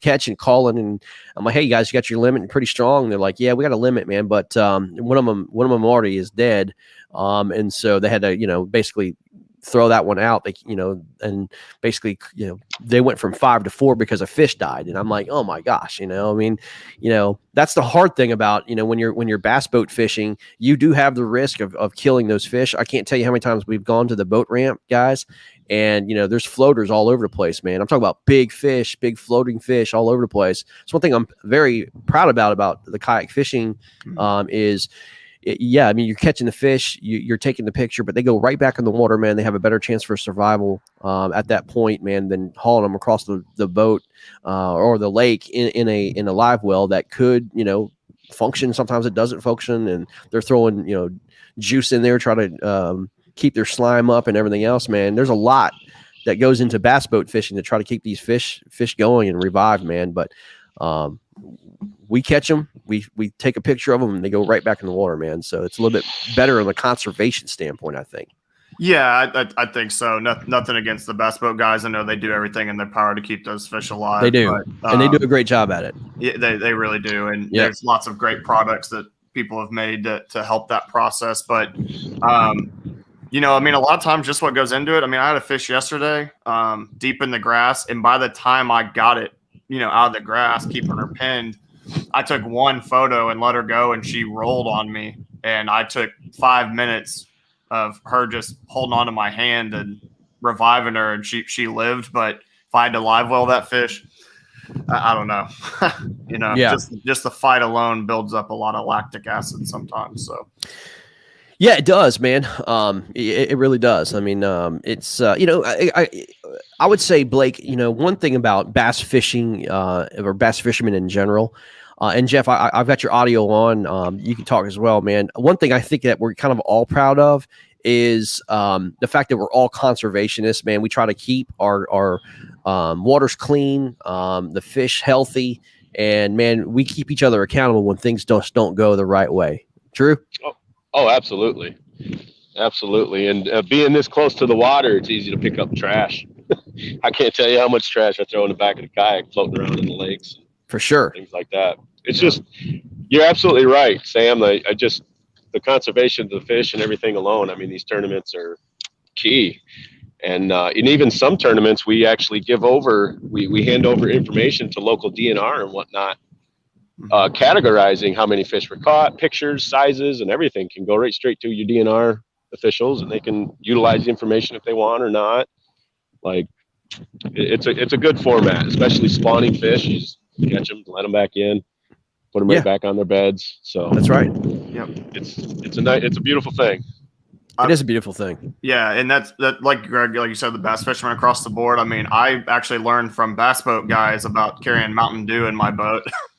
And for those of y'all wondering what is that about, there's something in Mountain Dew that if they're bleeding, you can hit them with a little Baja Blast and it'll get it to coagulate and make them stop bleeding. So I did not know that. Yeah, I'm dead serious. I know that sounds so troll, but if you gill hook them or back of the throat, most of the time I just cut the hook out and let them have it. And if they're bleeding real bad, if you pour Mountain Dew down their throat, like John Mooney always has Mountain Dew in his boat. And I do too now in tournaments that if you flush it with that, it will make it coagulate and stop bleeding. So, wow, pretty crazy, yeah. Wow, that did not know that. Interesting. Yeah, I would have never known. Mountain Dew can rip paint off a wall. So, what a basketball tournament with my buddy, and he had like 5 or 6 Mountain Dews outside the live well, and I was like, big fan, huh? He was like, no, they're for the fish, and I was like, oh yeah, okay. And that's what it's for. We have another angler joining us, Toby from the Rhode Island Rebels. Toby, how you doing this morning, buddy? I'm catching all the little ones again. Sounds very familiar, man. We've had a lot of guys from Pennsylvania and Rhode Island say, man, they're fishing the nursery up there in Rhode Island, man. But it looks like you guys are doing pretty well, man. Yeah, I fish this lake about 3 or 4 times a week, and it's never this way. I'm usually catching decent-sized fish, at least 5 or 6. I can't find anything over 13.5 inches. Wow. What do you think is attributing to that, man? Really don't know. Really don't know. If I knew, I'd be catching them. That is so true, Toby, man. I don't know if you want to get into this, but I want to tell you something, man. You are a true inspiration, man, to me. You're an overcomer, man. Unfortunately, we had some news, in the very beginning of the season, man. I don't know if you want to get into it. If not, that's cool. But man, dude, I Greg, just want to tell you, man. Greg, you can go into it as much as you want. I'm as open with it as everybody. We'll talk about it, man. I mean, talk about how, we were excited. We were trying to get this KFL season going on, man. And you were one of the first people to respond about this and get your team together. And then some news happened, man, with you personally. And I got diagnosed with throat cancer 2 days after we made the announcement that we were going to do all of this. Oh, wow. Yeah, man. And I went through 7 weeks of radiation and chemo, which was not fun. But I got to tell you, my wife is the best person on the planet, man. She pushed me to move forward every single day. I was out here fishing every day. I think I missed 3 days out of the 7 weeks where I wasn't fishing. And I got to attest my whole recovery, my whole treatment, everything to my wife. My wife was my absolute rock. If it wasn't for her, I wouldn't have made it. Can I ask you a question, man? I mean, we talk about, kayak fishing being more than just fishing, man. Was that your getaway from that, man? Was that your just get out and just trying to, it absolutely was, Craig. It absolutely was. It was my drive to move forward. Wow. There's another gentleman that fishes with the Massachusetts Maulers. Kind of similar situation as you throughout his career. His name is Derek Brundle. Went through some pretty troublesome times medically. Yep. And I mean, did you happen to talk to Derek through this as well? Or Derek was what I call my cancer coach. Every time I had a question, I would call him because he went through the exact same thing. And he was extremely helpful throughout my whole process. Believe it or not, last night was the first night I was actually able to eat my whole dinner. Wow. Instead of putting it in a feeding tube, I actually ate last night. So even if I don't catch a keeper today's still a good day. Man, so true, bro. So true, man. Man, dude, it's so cool to see you out there fishing and grinding with your team, man. Again, just overcoming adversities, man. Again, this is just more than kayak fishing, guys. I mean, this is real life. You know what I mean? Mm-hmm. And here he is again. When I'm talking about being a true inspiration, dude. I mean, the world is. I mean, look, all we can do is stand up and give you an applause, man, for just persevering, bro. I mean, I appreciate it, Greg. Thank you very much. Good job, man. And again, you're going to be an inspiration to somebody like Derek was for you. You too could be a cancer coach for somebody. You know what I mean? I'll tell you what, if I can catch some fish like Derek can, then I'd be doing something good. For sure, man. I just moved into this back cove right here, and I named this cove after my youngest daughter. It's called Mia's Cove, and she told me to come here today, so hopefully I can put up some numbers in this cove. For sure. Well, I mean, Toby, your team has got it's a 140 and a half to 128 now. Pennsylvania's putting some pressure up on you guys, man. That's only about 12 inches or so now. That is basically a keeper fish between the two teams, man. That you guys got to start feeling the pressure. Here we got an hour and 25 minutes to go before line's out and the game is done, man. I got to tell you, I have felt the pressure since we said go. Because this is my third KFL event, and I've yet to put a fish on that board, man. And I don't know if you follow my Facebook, my Instagram, or my YouTube, I'm no stranger to big fish. Yeah. Well, give everybody your social media stuff. Where they can find you on Instagram. My YouTube is under Fishing with Toby, and everything else is just under my name, Toby Benoyer. I got you. I changed my name on here to Toby the Tank because none of you can pronounce my last name. For sure, man. For sure. Well, I mean, I think you've developed a lot of fans, man, just from your story, dude. They want to see you catch a tank, man, and follow that name. But, dude, we're super happy to have you on, man, and we're going to be following you up throughout the remaining hour and a half, so, and see Thanks, what you Greg. do, man. Toby, appreciate you doing that, man. Thanks, brother. Let me try see if we can give Corey Hopper a chat. Corey, my friend, he is fishing with the Arkansas Hogs. And Corey, you're having a pretty good day, my friend. Your team is absolutely lighting it up. Yeah, it's kind of slowed down though now. We saw you come on last hour, and you were talking, my friend. You were talking about you had a little bite on the popper, which I'll be honest with you, man. I mean, that's a midday popper bite, man. I wouldn't expect that. Yeah, just throwing it on shade and the docks. I can actually skip it.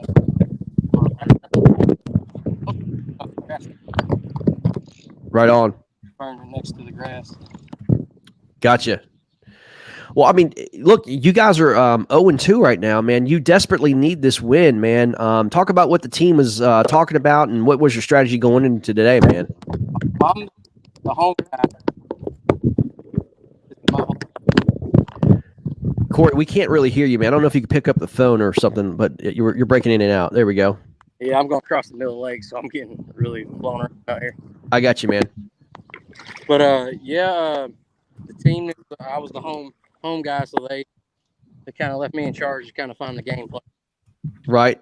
All top water morning.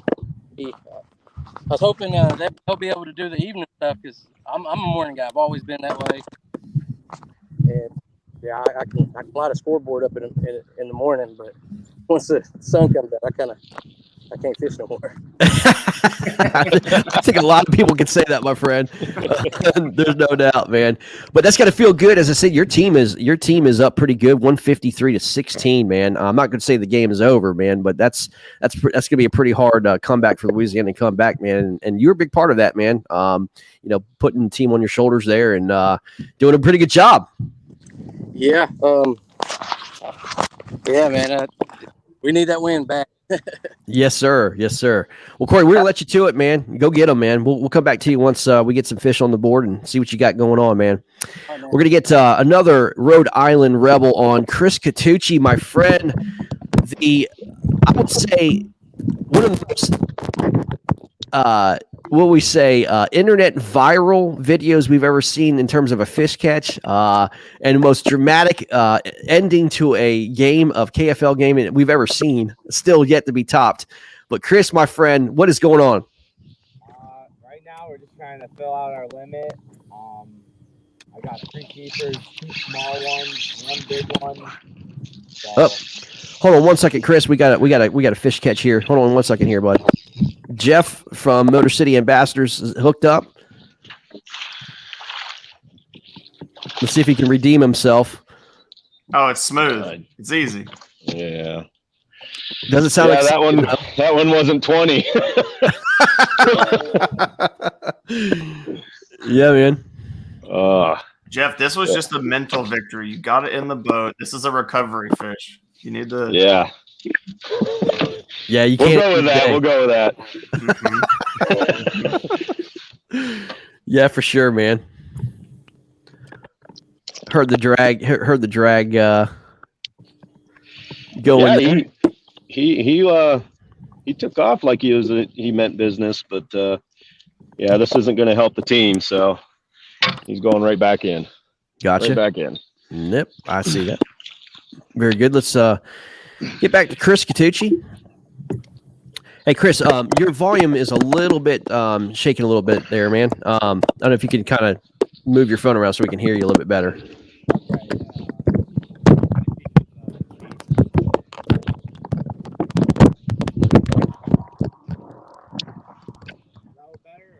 No, it's worse. It's worse now. Yeah.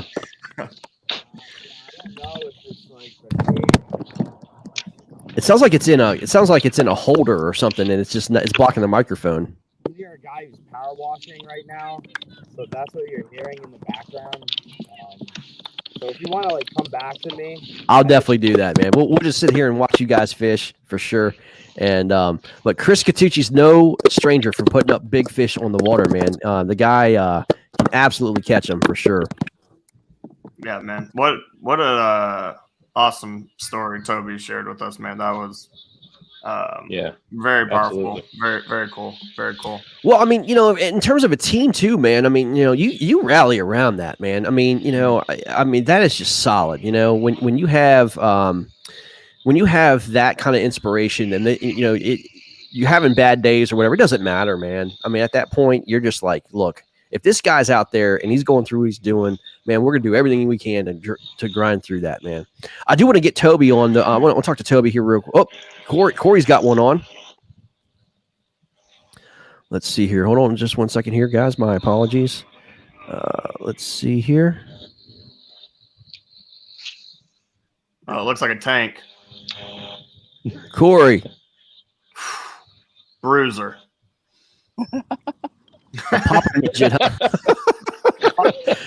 Corey, you fought that fish, and it looked like that thing was bending straight over, man. You must have had like 2 pounds of grass on there. No, I was heading to the other side of the lake, and they randomly blew up. I threw behind me, and so I was still carrying him with the momentum. So it was just a lot. Okay, I got you. I'm happy to hear that Corey is a big fan of the what I like to call the drive-by technique. I do it flipping a lot. I'm just paddling. I see something looks kind of good, and I just hit it with the quick drive-by. You hook one. You're setting the hook over your head. Things are all going real bad in a good way because at least you got one. But yeah, Corey, big fan, man. Love it. Happy to see the technique is making its way across the kayaking world. Corey, I have to ask you a question, man. That's a big rod and reel setup there, man. For a spinning rod.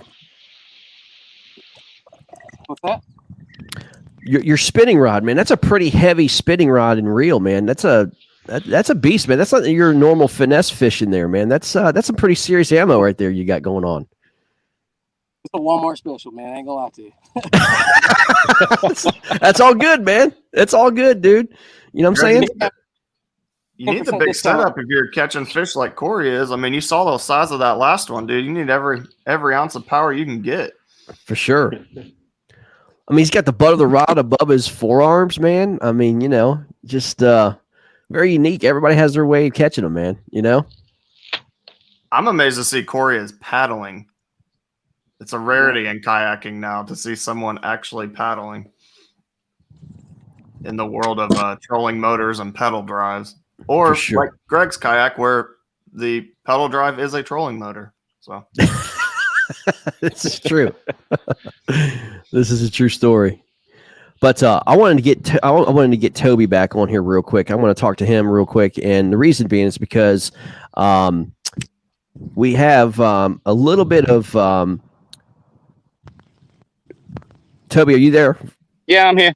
Talk about, man, what happened this morning, man. You guys are a man down, I understand. I got a call this morning. He's on. Myas Cove. Here he is. Awesome. Mia's Cove. The only problem with Mia's Cove is it's full of grass. Be bigger. Be big enough for the board. We're rooting for him, man. Let's get this on. Looks like he's...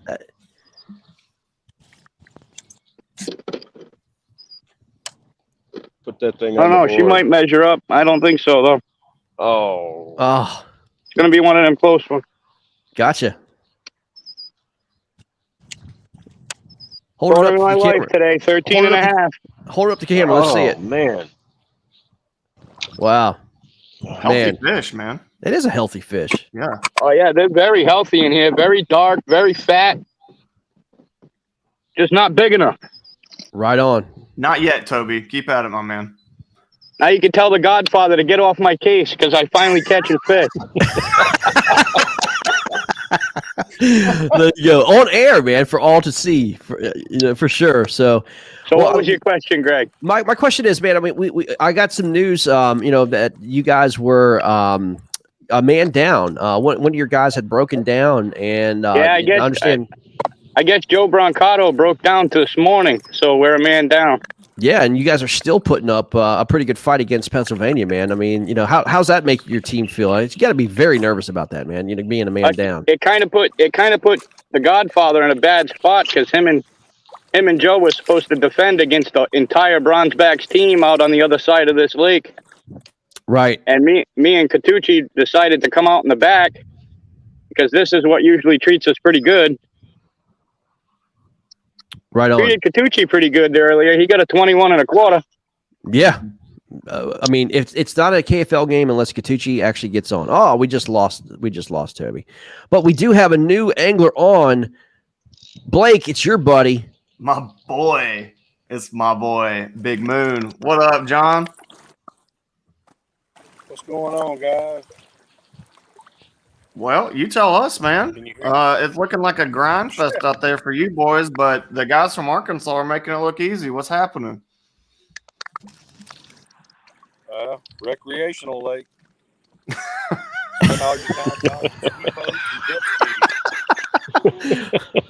Are you saying there's more jet skiers than there are bass?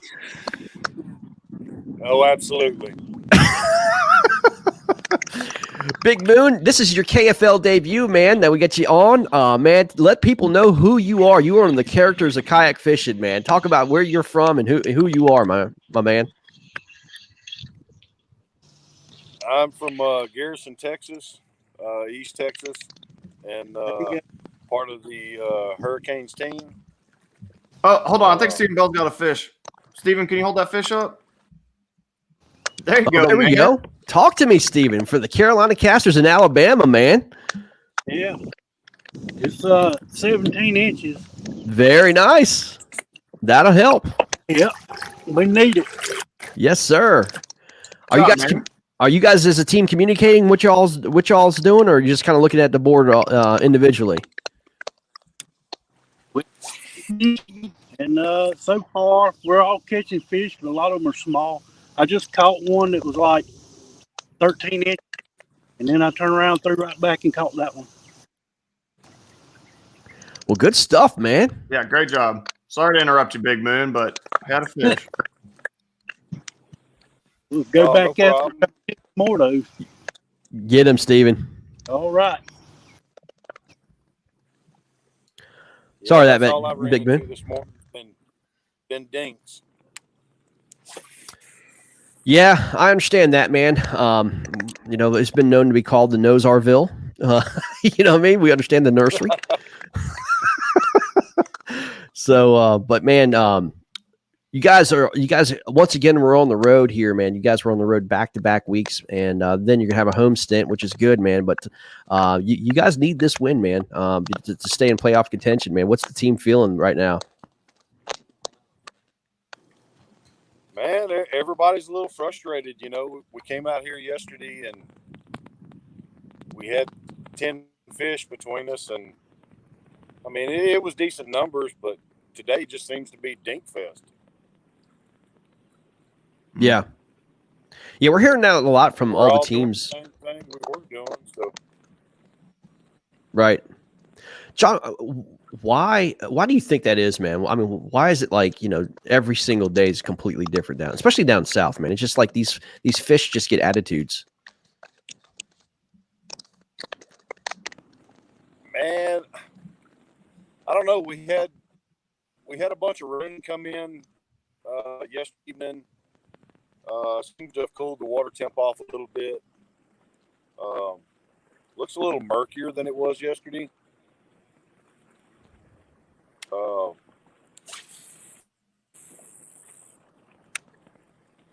I don't. There's a lot more boater traffic out today than there was the last couple of days of pre-fishing. So,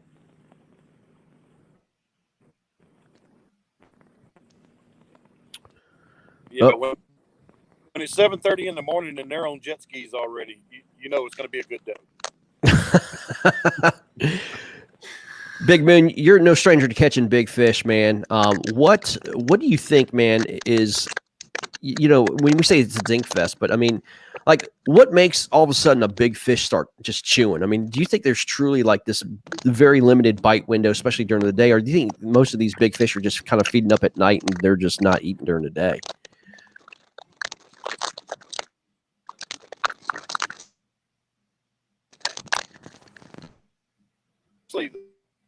majority of my fish come between 1 and 3 o'clock. Mm-hmm. I mean, I'm notorious for putting big fish on the board. Yep. The last 30 minutes. I broke a few hearts doing that.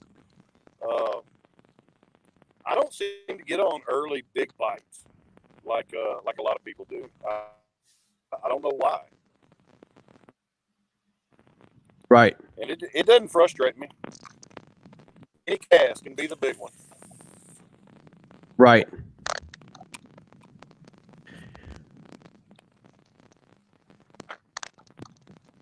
Yeah, man. I mean, it's it's one of those unsolved mysteries, man. I think if all if all anglers could figure out the key to when fish bite, why they bite, and all that stuff, we'd all be catching all big ones. But that's just not the way it works. You know what I mean?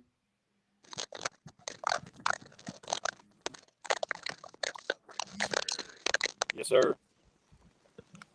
Well, we're gonna watch you guys fish a little bit, man. We've got about 9 minutes. We're gonna come on to the top of the hour, and then we got some new games coming up, man. We've got the evening game starts, and we're gonna see what happens here, man. Yeah, we cut John off, and I mean, I'll say this about John because he probably wouldn't say it about himself, but he has gotten to be, everybody in Texas knows him. He does a ton for new guys fishing. I don't think a lot of people know that about John. He really gets the younger anglers involved and the guys that are new and have questions, takes them fishing, kind of shows them the ropes. He's very generous in that sense. So been a huge help with Texas kayak growth, especially in the East Texas scene. And man, I'll say this: if those fish are in heavy cover, I'll bet on Mooney, man. And I think that's why he gets so many big bites late in the day. The tighter they suck up to that stuff, that's his game. I've started flipping a lot this year, and that's I fish with Mooney quite a bit and talked with him about that a lot, and he's very, very good at that. Right on. We're going to come up at the top of the hour here. Let's go ahead and get a leaderboard update, get some scores posted here, and let's see what we've got. Go ahead, Blake. Tell us what's going on here, man. Man, Motor City Ambassadors are, I mean, I don't even know. It's just week in, week out right now, man. They are so solid, and they're having another solid week. 174 3/4 to West Virginia, they're not done yet, man, but they've got some work to do. 122 inches. Rhode Island Rebels doing the business, 140.5, but Bronzeback's coming back, man. Still timing that matchup. Greg, you think they're closing the door on it, or? I don't think so, man. I think Pennsylvania, man. Again, we've got basically an hour and 7 minutes to go, and Pennsylvania's right there. We've seen last minute catches and last second catches, man. I think it's going to come right down to it, man. Yeah, it's one to watch for sure. Arkansas Hogs, man, needed a W this week. It's setting up for it, anyways. They are putting the hammer down, 153 to Louisiana's 33. I mean, we've talked to a bunch of guys there. Corey's making it look easy, casting out poppers behind himself on the Walmart special and just dragging them in. And my boys from Louisiana they're struggling a little bit. And the Carolina Casters, man, they're down but not out completely. We just saw Stephen Bell catch a 17-incher, throw that up on the board. But the Alabama Hammers, man, are doing their thing, putting it down. Alabama's been great this year, man. They really have. They have been. They've been fantastic. The Maulers in Bay State and Lone Star Bandits and Southeast Texas Rough Riders are getting ready to get on. They start at 12 Eastern here. That would be the Maulers in Bay State. And then again, 12 local time, Central time, would be the Bandits and Southeast Texas Rough Riders. So we're going to have the Maulers in Bay State come on and air with us probably here for the final hour amongst all the other morning games. That's going to be real exciting and be able to see what's going on. And then the overalls, man, look at these totals here, man. I know it. Every week, man, I'm been really impressed with some of the guys. Just seems like every week we got one dude on a team that just starts putting their team on their back. Coley McGowan is smashing. Fader, Mr. Buttery net, even though he lost a 20, still has 137.5. Garrett Morgan up to 107 3/4. A new acquisition by the way, for Arkansas. Very good acquisition there. Oh, yeah. No kidding, man. John DeCenzo, The Godfather. The Godfather. Yep. And Nick Audie coming in there. But I mean, like I said, when I was talking about at the start, man, they're just these guys that just, when it's their week, man, it's their week, and they put on a show. I mean, Fader, McGowan, Morgan, DiCenzo, they're willing their teams, dragging them right now. So yeah, for sure. Yeah, for sure. Well, guys, we're going to be setting up here for the final hour of our broadcast here on Pride Outdoor Network. We appreciate you guys joining us, having a lot of fun here, talking and seeing some pretty interesting things, man. Talking fishing, telling stories, man. This has been fantastic, and man, just talking life, man. And we have now one of a very interesting gentleman that we love to talk to, Mr. Derek Brundle. Can you hear me? Oh, he must be heading. There he is. What is going on? Talk about, man, you have an evening game. Massachusetts Maulers getting ready to take on the Bay State Attack. Man, you are on enemy waters, my friend. What's the plan? Divide and conquer. I got Mike Marcone. He's right over here. We're basically going to kind of mob this one little spot and see if we can work off each other and see what happens. And back out here in the deeper water, we got Matt Conant, John Ferreira running the live scope. So we'll see if those guys find them out deep.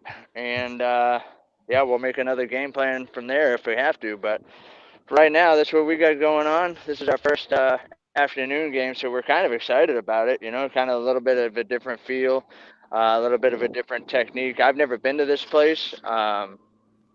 Luckily, some of my teammates got a chance to go ahead and do some pre-fishing, so kind of figured out a little deal for us, which is good. But yeah, I mean, I don't know if you guys can see this over my shoulder. Got a family over here in their bass boat. They're racing their RC boats around. So we'll see if this gets interesting. That's one thing, you got to contend with, man. You got nature and humans and everybody else that you got to contend with on the water for sure, man. But they are literally right on the spot. Hold on a second, I just gotta put my phone leash on there. I got you. They are literally right on the spot I need to be. So oh man, wow. Hopefully they run out of batteries. Batteries in those little boats, and they got a bail. So right, exactly. What do we got? We got 2 minutes to go. What time is it? 2 minutes to go, man. We're gonna get off the top of the hour, and we're gonna do another introduction here. But yeah, we have 2 minutes to go. The line's in for you guys. Looking forward to it, man. Covering an hour of the evening game, and we'll come back in on 5 and 6 o'clock to see the finish. But it's gonna be a lot of fun to see what goes on, man. Absolutely. Can you guys hear me okay, Greg? Oh yeah. We can hear you great, man. Bluetooth phone, so okay. Yeah, we can hear you great. We're going to take a little break. We'll come back to all the action here just 1 second. We'll come back and we're going to finish the last hour of KFL fishing, guys. Thank you guys for sticking in with us. Hang tight for this commercial break.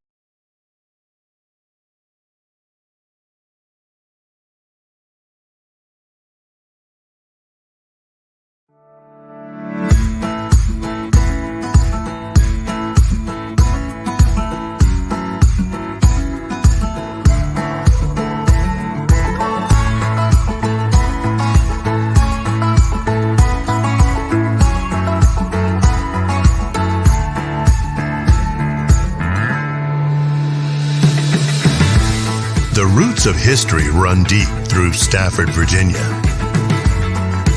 We've raised leaders, featured artists, and honored those heroes among us. We've learned from the battles fought, and we look to the future with hope.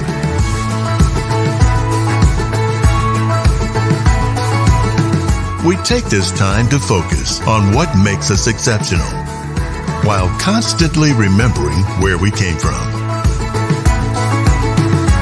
We're always open to fresh ideas and innovation, and savor all of the flavor at our fingertips.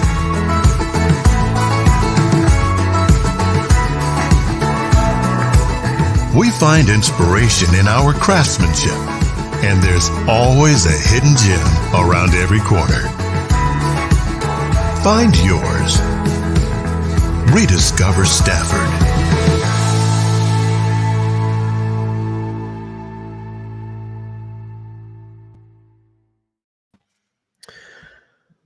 Well, Blake, it is top of the hour, 12 o'clock. It is the final hour. And usually, man, we've done 3 weeks of the KFL, and it is getting ready to get on. I mean, I can promise you this, man. It's just one of those hours.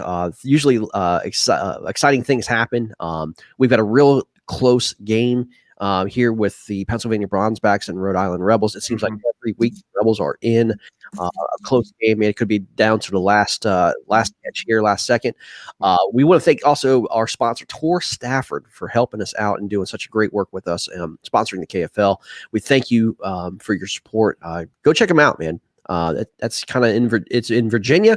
It's a great place to bring your family. Great place for outdoors. A great if you like the outdoors, you like fishing, catching bass, snakeheads, stripers. If you like the deer hunt, turkey hunt, duck hunt, all that stuff is here. It's an outdoorsman paradise here. So visit us here in Stafford County, Virginia. You absolutely will enjoy it. So we appreciate Tor Stafford for all that they do. So Blake, let's talk about the scoreboard, my friend. Man, here we go. Let's give everybody an idea. We got some close games coming down in this last hour, bro. Yeah, man. Motor City Ambassadors again, week in, week out. I mean, they just do the business, man. They are a very, very good team. They fish well together. I mean, we had Fader on earlier talking about being able to make adjustments based on what his teammates are doing. And once again, man, 174 and 3/4 inches to 122 for West Virginia. Still time there, but West Virginia's got their work cut out for them. Rhode Island Rebels 140.5. Pennsylvania Bronzebacks 128. That tight matchup there. One or two fish are going to make all the difference on that one. Excited to see the finale for that. Arkansas Hogs, man, having a tough go of it. Needed a win this week, and they're doing the business this week, though. Getting a little bit of that home cooking. 153-33 for Louisiana Hurricanes. They are struggling to figure out them fish on Hamilton right now. And the Alabama Hammers, who going into the season, I didn't know what that team was going to do.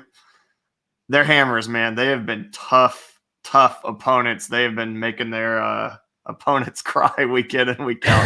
167 to the Carolina Casters, 77 and 3/4. Not out of it yet, but the world to do there, man. They've got the work cut out for them. Yeah, we're gonna get some of these anglers on who are fishing, and one of the anglers I really want to talk to here right now. I think Fader's got a fish on. Oh, Fader's got a fish on. We're coming in. Nope. He's messing with us. But a guy I want to talk to is Mr. Dan Perry from the Alabama Hammers. Dan, KFL debut here, I guess, on air. We haven't had a chance to talk to you yet. How are you doing, my friend? I can't hear you, man. Okay. All right. Can't hear us? No. I go around the corner. How is that possible? Can't hear you. No. You got us? No, sir. No. You got us? No, sir. We're going to watch him fish anyway. I'll tell you what. Here's what I'm going to do. I'm going to kick him out and then have him come back in. Greg, while these guys are fishing, man, you want to talk about these evening matchups, man? Yeah, for sure. Coming on because, goodness, when you look at the Maulers team, and you got to go against that lineup. Oh, here we go. Oh. Fish on. Already. Lines in, 5 minutes in, and Derek Brundle from Massachusetts has a fish on for his team. Is it going to keep, Derek? I don't think so. Yes, sir. That's a negative. Sorry, buddy. Had to do it. No. Hey, skunk out of the boat, Derek. Good job, man. As always, it took you a little longer than I expected, a full 5 minutes to get a fish on the boat, but that's all right, man. I don't want to say you're slipping. I've never been here, dude. This is my first time okay, sorry. Give me a break, dude. Give me some leeway.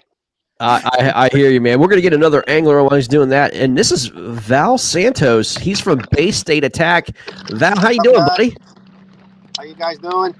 We're doing good, man. You're on home turf here, my friend. Yes, and it's going to be a grinder today, like the other guy said. It's going to be a tough day, but we're still looking forward. We're having fun. You know, we're not too worried about anything. We're having fun. We're on the water, and that's what matters for us.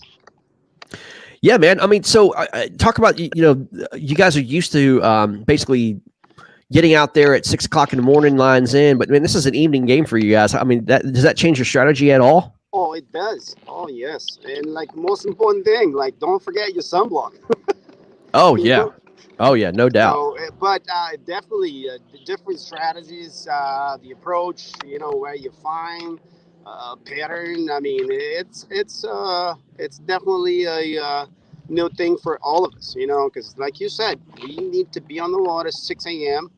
Early bird will drink the clean water, you know. So, but this is what we're here for. You need some challenge sometimes. You need to find some obstacles to make yourself prove that no, I can do other things. I can do different things. For sure, man. I mean, talk about this is a in-state rival, man. I think things get jacked up a little bit different here, man. I mean, this one, this one means something, man. Is it not? Yeah, definitely. I mean, after the last game, it was a tough game, and today it's like a redemption. I mean, we're fishing. To be honest with you, man, we're fishing against the best mask guys. Trust me. You know what I mean? These guys are the best. I have no fear to say that.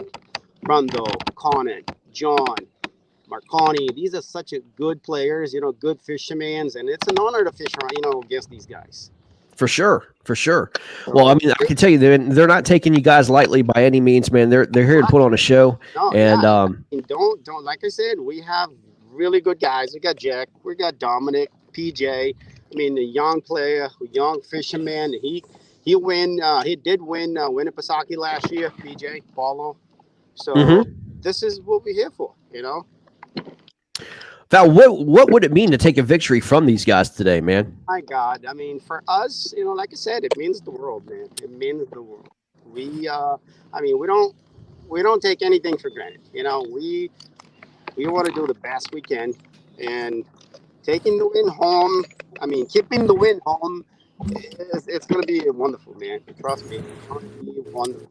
We're here representing us, both teams. We're having a lot of fun. KFL has put up this, like I said, this new thing. It's going to be the thing. And we're so grateful to be part of it, That's awesome, man. Well, we're going to watch you guys catch some fish. I'm going to try to get another angler. Val, good luck to you and your team, man. We're looking forward to seeing you guys, most of the day today, man. Good luck. Okay, man. Appreciate putting me in, man. Thank you very much. Absolutely, brother. Good to have you. All right, Mr. Perry, can you hear me, my friend? Can. There we go. Mr. Dan Perry, KFL, fished last week, but I don't know if you got on air last week, man, but welcome, man. Yeah, appreciate it. You guys are looking to go 3-0. You have got 167 on the board. Carolina Casters 77 and 3/4. You've got on your side, I think 2 hours left, correct? Yeah, 2 hours. The game is not done by any means, man, but you're staring 3-0 in the face, guys. I mean, Dan, what does that mean, man? Well, today it means we got a heck of a team because. Oh, there we go. Come on. Feel small. Yep. Dang. And this has been my problem there. Quick release.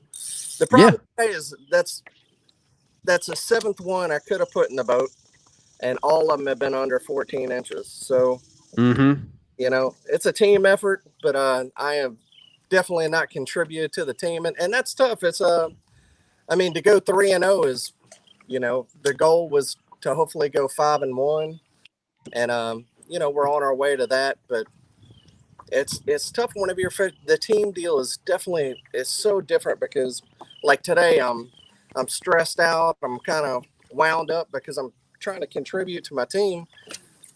So I feel so bad about it, but I feel so good that we're winning too. So it's a right. It's a whole nother deal, But Dan, But Dan, if you didn't care like that, man, I wouldn't want you on my team. You know what I'm saying? Like, that's the way you're supposed to be. You know what I mean? It's individual efforts bring team camaraderie. I mean, that's just the way it's going to happen. You know what I mean? So that's a great attitude to have, my friend. And you have to have it, for us, every team, they have their own strategy. For us, I feel like I wanted to pick a place that was much different than what my teammates were doing, because in case one bite isn't working, somebody's in another part of the lake doing something different, and maybe that bites on. So, so I picked the one that was definitely the bad one. Well, so you were the guy who's eliminating water. I understand. Well, I wanted to fish because we got a whole bunch of rain last night. I was actually driving through. Me and my wife and my kid were going to look at RV, and we happened to be driving through Gadsden, where the lake's at, just at the right time. Whenever, it was some serious rain came through, and so the water got dirty, and I wanted to come down south. If I forget the next team coming, Indianapolis, they're coming here. Come fish south if you want to, but because it's not usually down south on a lake like this. It's got a dam. It's going to be a little bit cleaner, and that's what I was looking for. Mm-hmm. The water is not bad, but the fishing has been tough down here today. But I've done good down south before, so you never know. You never know, man. I mean, so talk about, and this is Neely Henry. It's a river. It's a Coosa River system. It's a Coosa River lake. I mean, talk about that, man. I mean, summertime fishing, are these fish like with that kind of river system? I mean, what are you looking for? Current breaks, deeper water, or are you just trying to look for a grass? I mean, what's your strategy, man? Yeah, the good thing about the Coosa River is you can kind of pick your own poison. You can fish however you want to. There's, like, if I turn the camera around, there's emergent grass, water willow, what we call it, or Coosa River grass. There's there's points, docks. You can go up a river or you can fish some shallow water, a lot of creeks. You can do stuff like that, and if that's what you're into. So, a lot of opportunity to kind of do whatever you want to and fish your strengths. It doesn't mean that bite's going to be on that day, but yeah, for me today, I went out and I was looking for docks, points, some grass, lay downs, just regular, just summertime fishing, I guess, just junk fishing on the Coosa River, and right. Yeah, and a lot of bites. I just haven't found the big ones, but the conditions have been real overcast all day, and now it's kind of changed, and the sun's poked out a little bit, so that might change things up. So we'll see. I do have a question, man. I mean, you're in Alabama, which is very well known for its fisheries, big bass fishing area, big bass boat, area, man. How are kayaks viewed in Alabama? I mean, are they respected? Do you guys have? I mean, do you guys have the respect out of those guys? I mean, being able to catch fish the same, way that these bass boat guys, or are you guys still kind of like the redheaded stepchildren of the bass fishing world, man? It's tough, I mean, being on the podcast, I talk to people from different regions, and the Midwest and even New York and all these other places have these great kayak scenes. Alabama, for the most part, North Alabama does, but the rest of the state really doesn't. So I think right now people are pretty respectful because there's a lot. It's Alabama. Some people, not always the most affluent areas. So there's people in, whatever kind of John boat or 10 boat, whatever they can do to get out here on the water. So there's a lot of people in different kind of vessels. But I think right now we're just kind of an oddity because there's not that many of us.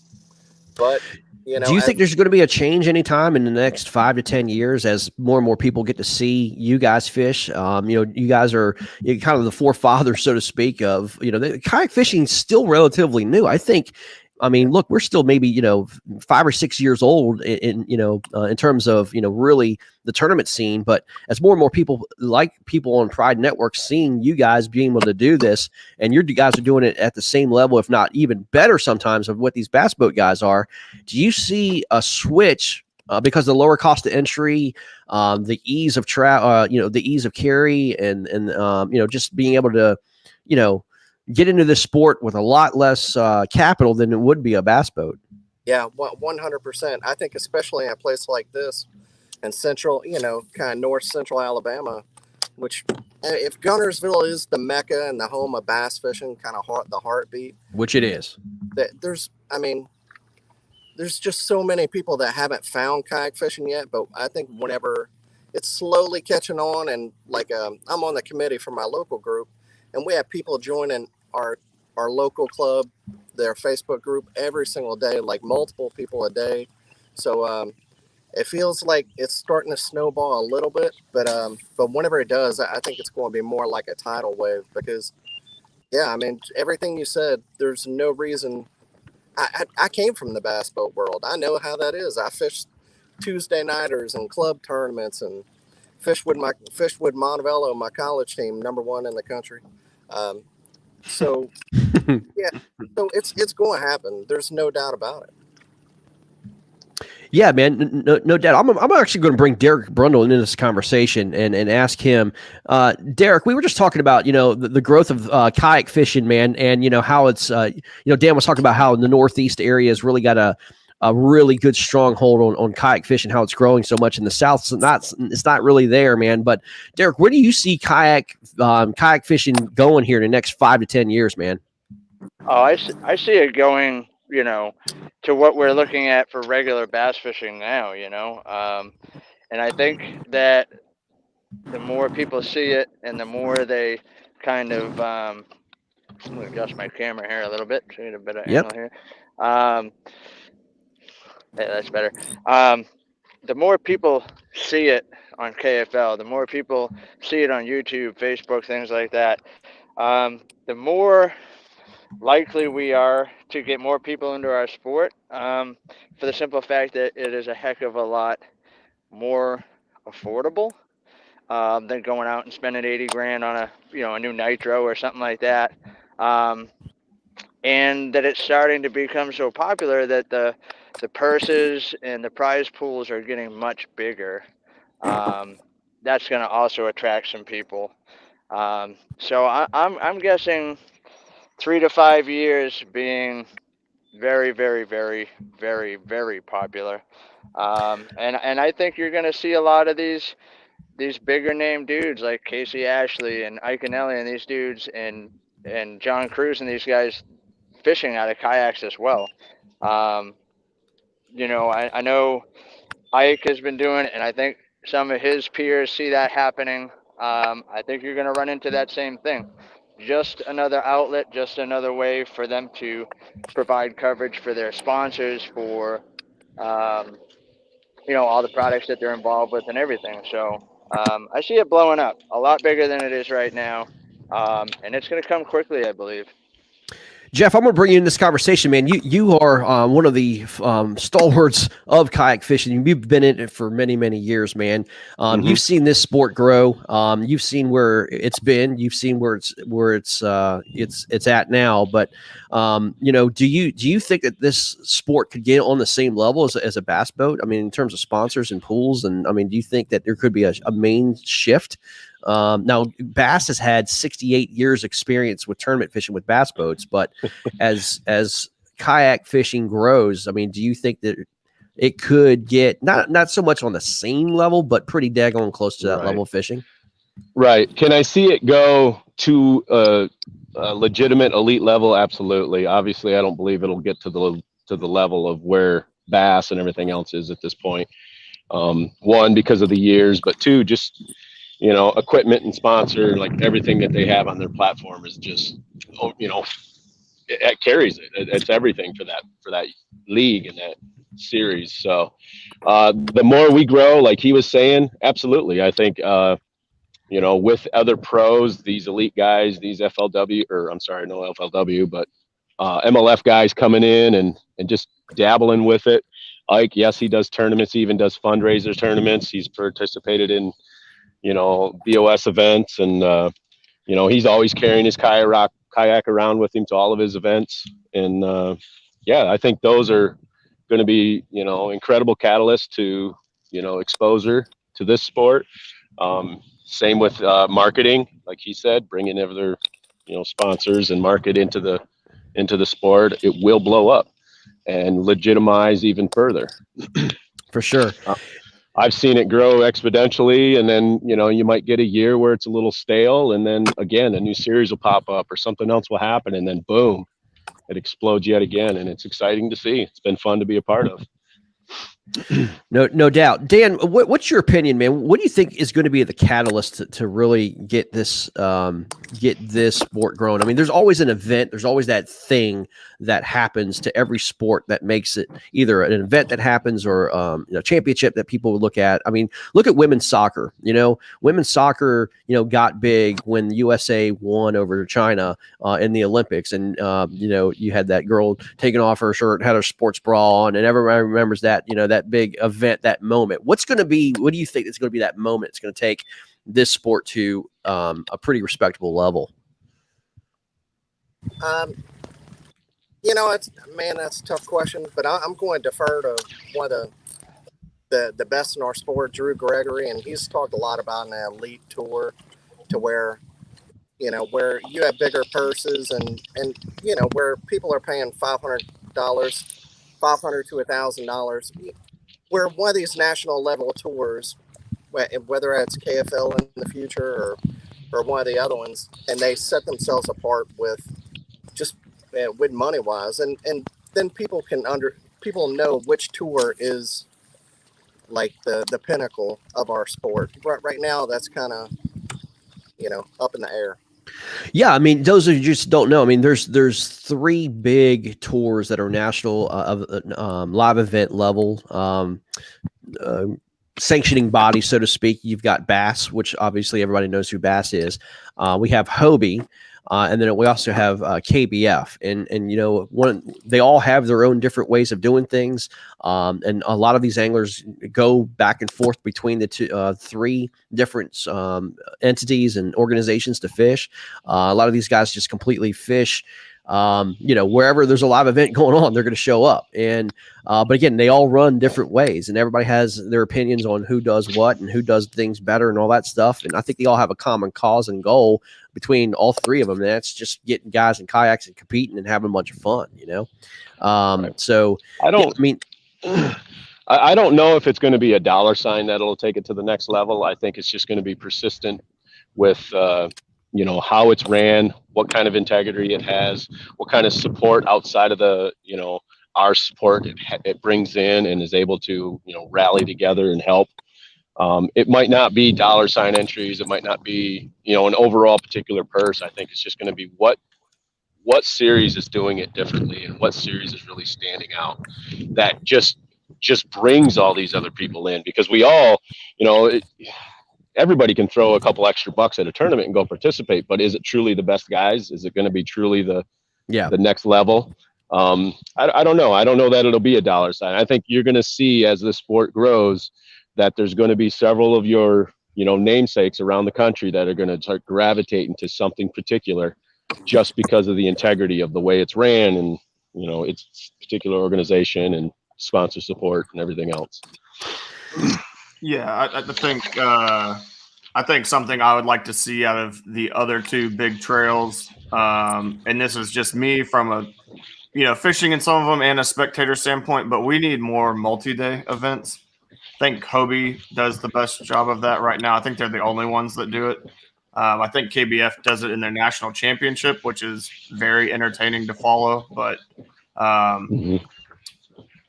think we've all fished one days, and sometimes that feels good when it happens to you and you're the guy that lucks into something. But I've also been on the receiving end of that, where it doesn't feel as good. Where in a multi-day event, most time the guy that ends up on top really had it dialed, made the right adjustments. And I guess, all of us growing up watching bass fishing, maybe I just still have that stigma of that is the gold standard to me. Oh, I would absolutely agree. Yeah, I think everybody can agree on that. I mean, in terms of the way it's done, I like the AOI aspect of it. You know what I mean? Working towards something all season long and having that one tournament of champions tournament is pretty powerful, and I think it really does matter. And having a nice pot at the end that fishermen can fish with. Yeah, I mean, I think that's certainly true for sure. I think something that when we're talking about just growth, the thing that on the national scene, at least in my opinion, that's hurting is we don't get great coverage of it. That's the thing. Yeah, and that's what we're trying to change here with the KFL, KBBT, is getting this sport in front of eyes. You know, I do wish that they had the opportunity to basically film, even if it's just the top 3 or top 5, you know, going into the first day or second day or whatever. I mean, these anglers are taking it serious. I mean, they have sponsors. They have Daniel, we hooked up. Yeah, another dink. Another dink. But like we said, you know, I mean, being able to showcase this on a national level, and they have Derek's hooked up here. It doesn't feel giant, that's for sure. That's been the word of the day, my friend. Yeah, it's not even a bass. Oh, slime dart, crappie, slime dart. Yep. I thought the bite felt weird. Good old pickerel. We're coming up on the bottom of the hour here. Let's get a leaderboard update. We have 30 minutes left on the East Coast for some of these games. Let's see what is going on here. Motor City Ambassadors. Oh my goodness. Blake, talk about it. I've been sitting here judging the photos while y'all been having a little competition, and I don't know if people are sandbagging or someone's getting hot, but I've had a bunch of entries come in. Motor City hanging on to that lead with 174 3/4, but West Virginia, some late submissions, late drama. They just seem to do that week in, week out. 138.5, not out of it yet. Gonna need some key upgrades though. Yeah. That's we've got they're on Eastern time, so they've got about 33 minutes to make it happen. So yeah, it's gonna be big there. Rhode Island Rebels 159.5 to 128. They're not out of it. Pennsylvania is not out of it by any shot in imagination. No. I mean, they're 2 or 3 fish away and a couple calls. I mean, that's very, very doable. Very doable. Yeah, for sure. Arkansas Hogs has a commanding lead going into they have another hour and a half to fish, but they have a commanding lead there at 153 to 47.5. Alabama Hammers just threw another one on the board. 169.25 to 78. It wasn't. Didn't know how Alabama, started the season was going to fare, and think there was definitely a team down in Florida that thought they were going to run that division, but that is not the case. Alabama's got a little difference of opinion there, and they are backing it up. So, yeah, for sure. Well, we have an afternoon game. We have 2 afternoon games coming up. One is on the water right now, and that's Massachusetts Maulers and Bay State Attack. That is, I think they're scoreless right now, correct? They are scoreless right now. Yep. And both teams are actually scoreless. And Lone Star Bandits. Fader's on. Oops. Sorry about that, bud. You're good. Talk to us, Fader. Sounds like a dragger. Yep. Oh my gosh. Could be a. Uh-oh. Oh, we're reaching for the net. Reaching for the net. I'm feeling antsy. Smooth. It is in the net. Hey, Fader could put the nail in the coffin here, man. Give his team the victory, possibly with this fish. That is a nice long. That's a kayak fish 101 right there, gentlemen. That's a nail. That is. I hear the Undertaker's music, my friend. And this is the part about kayak fishing that like I said, it's the easiest, most difficult thing you've ever had to do. Is you did all the hard work, you got the fish in the boat, and now you got to get a photo. and I made a move. I went all the way around and hit a few different spots, and I came right back to this area, giving it about a 30-minute rest, and here we are. Jeff, I mean, we saw you, last hour, man, miss a nice one. Does this have a little bit of redemption to it? 19. Yes, it does. Yes, it does, brother. Oh my gosh, Very nice, man. That's what this is all about, man. You know what I mean? That's what this is all about, dude. I love it. Jeff, we're going to let you take a picture, man. Yep. Good stuff. That is what it's all about, dude, right there. Love it. Love it. Love it. In the back of his mind when he reached for that net, there's that moment of there's a little bit of a pucker there. There's no doubt about it, man. He's getting a little angsty. a little bit of a pucker. Can you guys hear me there? Yes, we can, Val. Yes, sir. Do you have something? All right. Yes, we can. Yes, sir. Oh my goodness, Val. Wow. Let's get that picture on here, man. Yes, sir. Talk to me, man. What we got? Oh, we're losing you. I know it's a bad signal here. So, like I said, let me get this thing on the board and I'll let you guys know. Yeah, we're losing. We can't hear you, Val. I don't know if you can hear me, but we can't hear you, man. But that is a beautiful fish, dude. It looks like about a 19 and a half. It looks like to me. Yes, sir. Looks beautiful. Yes, sir. Is that what it is? Get this thing on the board. Okay, man. Let's check it out, bud. Great catch to start the day for Bay State Attack. Blake, talk about that, man. Dude, we talk about during tournaments all the time. Your first fish in the boat and the last fish to your limit are the hardest ones to get. When you get to start off like that, what a shot in the arm. What a confidence booster, especially going up against Brundle, Conan. I mean, Jeff, what's 19? Is that certified 19 inches there? Yes, it was. Very good. Very nice. Letting them out in the water. Good job, man. Congratulations on that catch. Derek, how's that make you feel a little bit right now, man? Val puts up a nice beast on the board, especially at 12:30 in the afternoon, man. They're chomping. Well, let me tell you, it actually makes me feel good because then I know there's good ones in here. Val, we can see you measuring that, man. This is catch photo release. He's got a board there. He's trying to figure it out. He's got an identifier. We'll come back to him and see what kind of measurement he winds up coming up with. Let's get Mr. Godfather John DeCenzo. He's got 30 minutes left, 27 minutes left in his game. Talk to me, man. Yeah, I just threw another 19 up on the board. Woohoo! Yeah, I got another good bite, man. I'm smashing them. You know, I'm going back to the spots I hit them in this morning, and I guess it's lunchtime now. Right. That's it. I'm just keep grinding. Those guys are right on our heels. It's a tight. You know, I think one of our pitches is going to get DQ'd. I think. I'm not sure. We had a couple of pitches packed up loads this morning, but so hey, not lights out yet. We got a long way to go.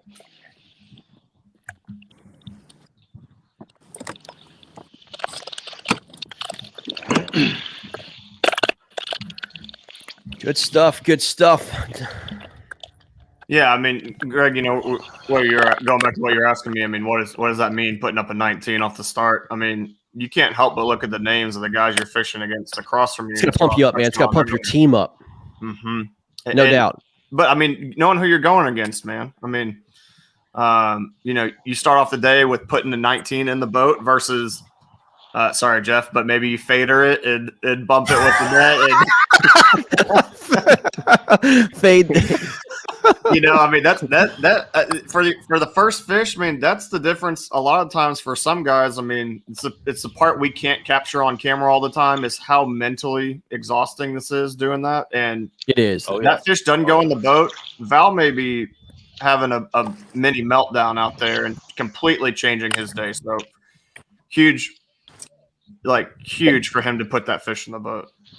Yeah, agreed. I mean, you know, it's not, you know, by any means a lock guarantee or anything like that. But man, I'll tell you what, momentum. And we were talking about this today on KBBT, how momentum can really carry this sport. It's just weird. We're talking about this with Blake Power, the KBBT champion that just happened with the national qualifier. We talk about how much momentum can really play in this game, man.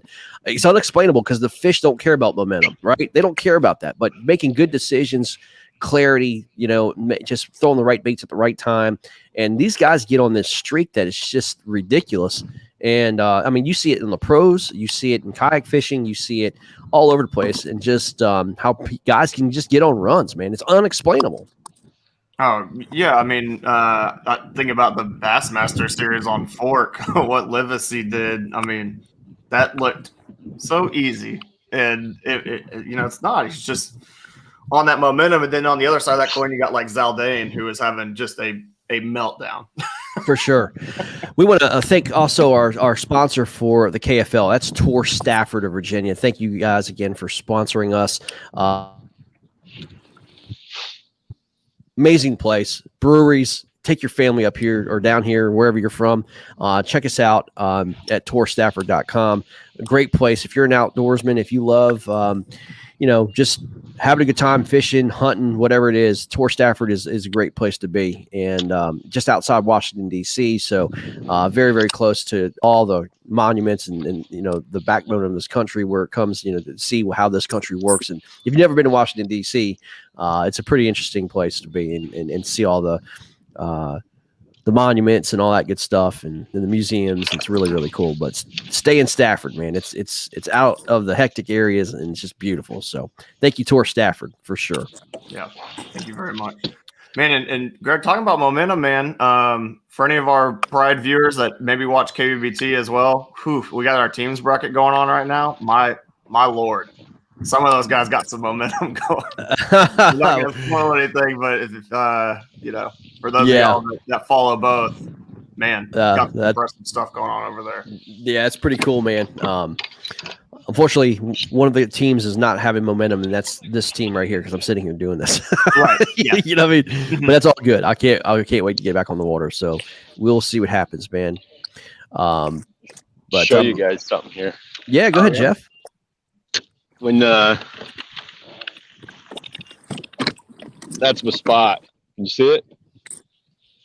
Oh my gosh. Yeah, that's a spaghetti noodle that didn't go anywhere. 150 inches. Yeah, that's when you know that you have a little honey hole going on right there, man. Mm-hmm. Yep.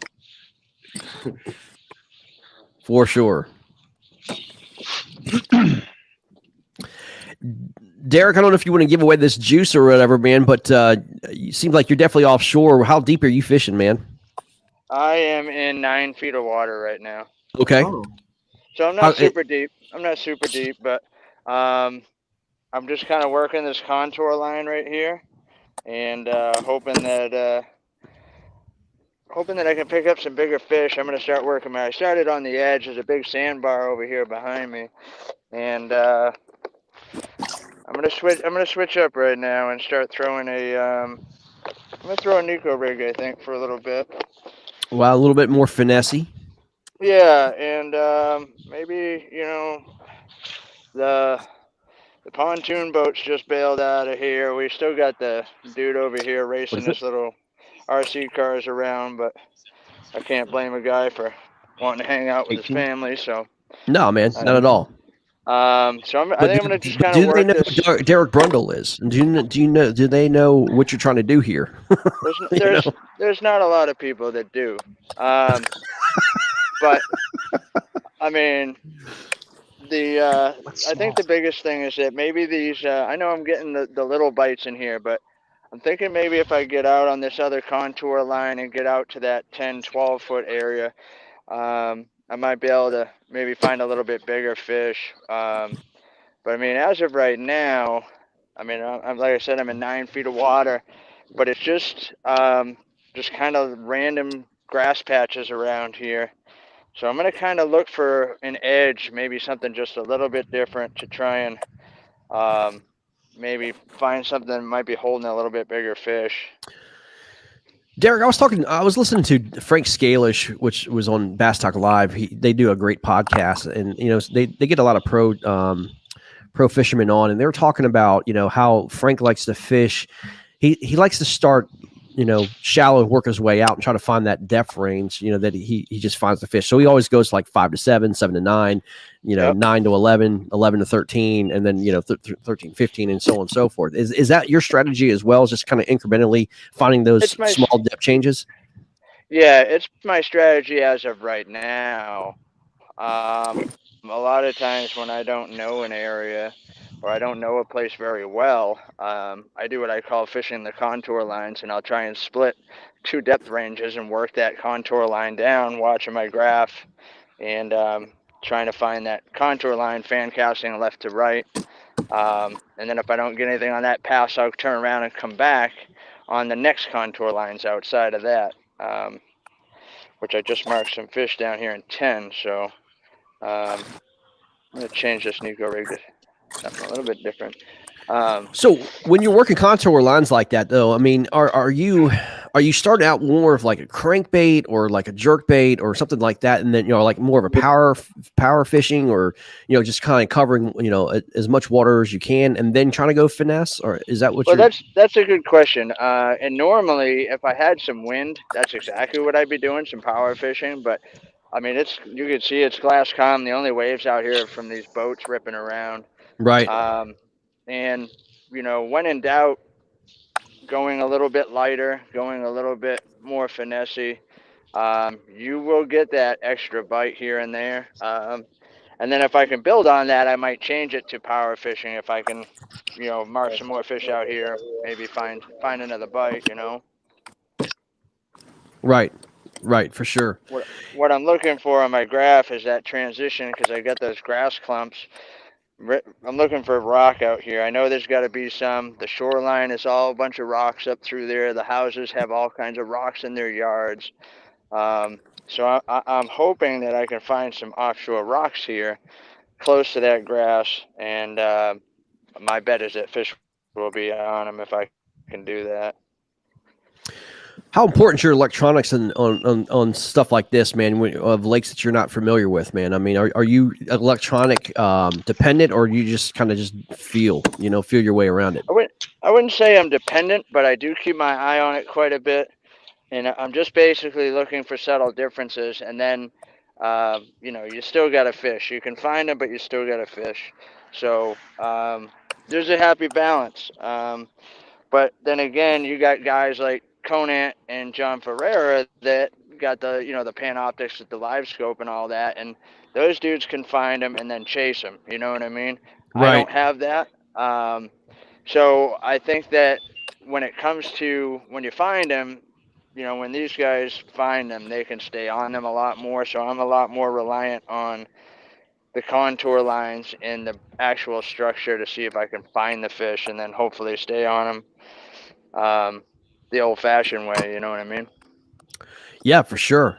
No, that's great information, man. We're gonna get another angler on here, Mick Wood from Pennsylvania.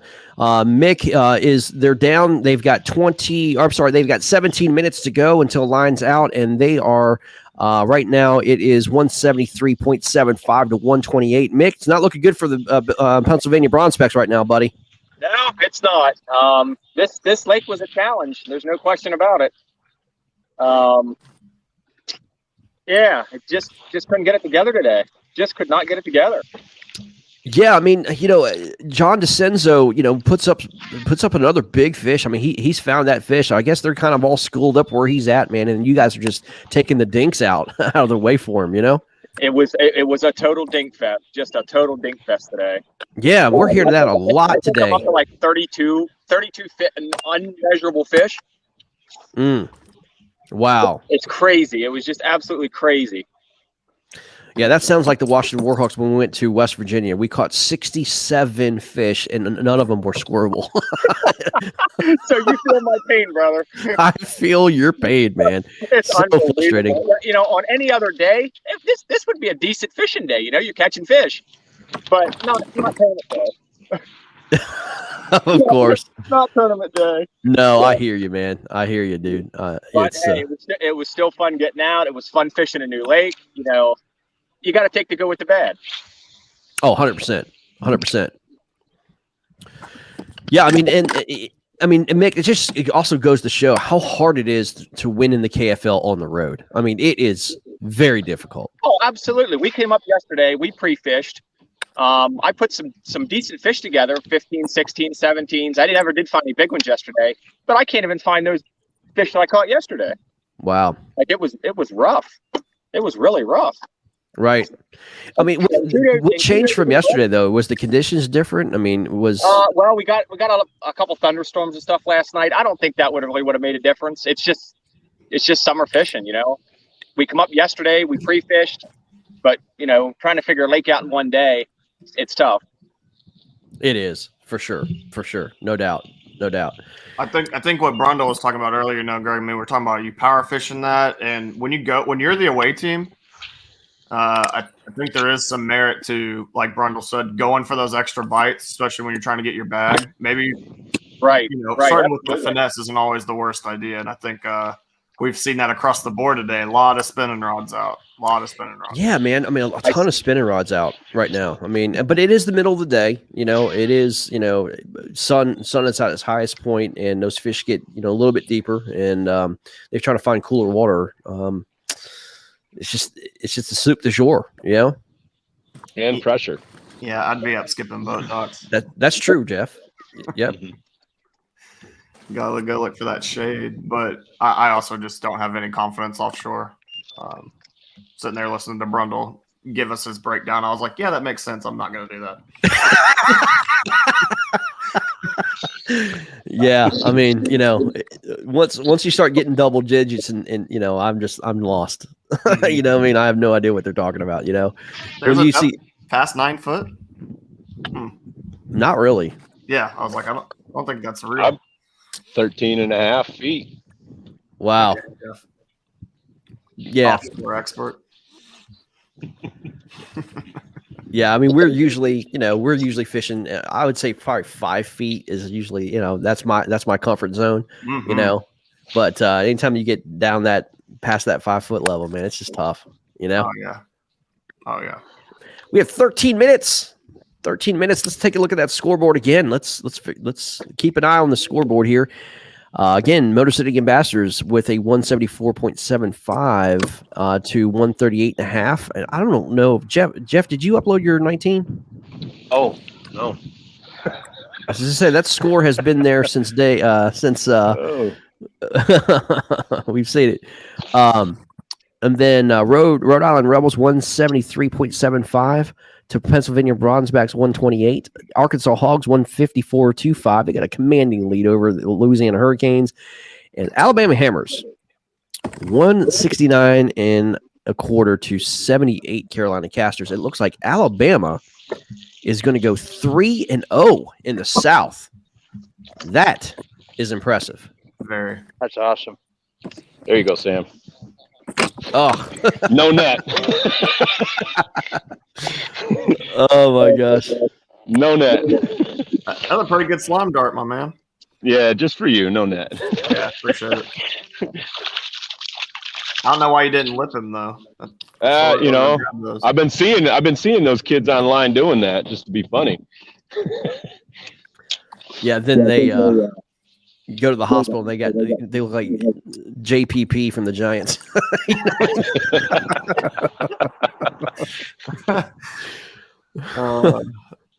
Not fireworks driven, but not fireworks driven. Exactly. That's right. Dan Perry enjoying the finest part of a lot of kayakers' day.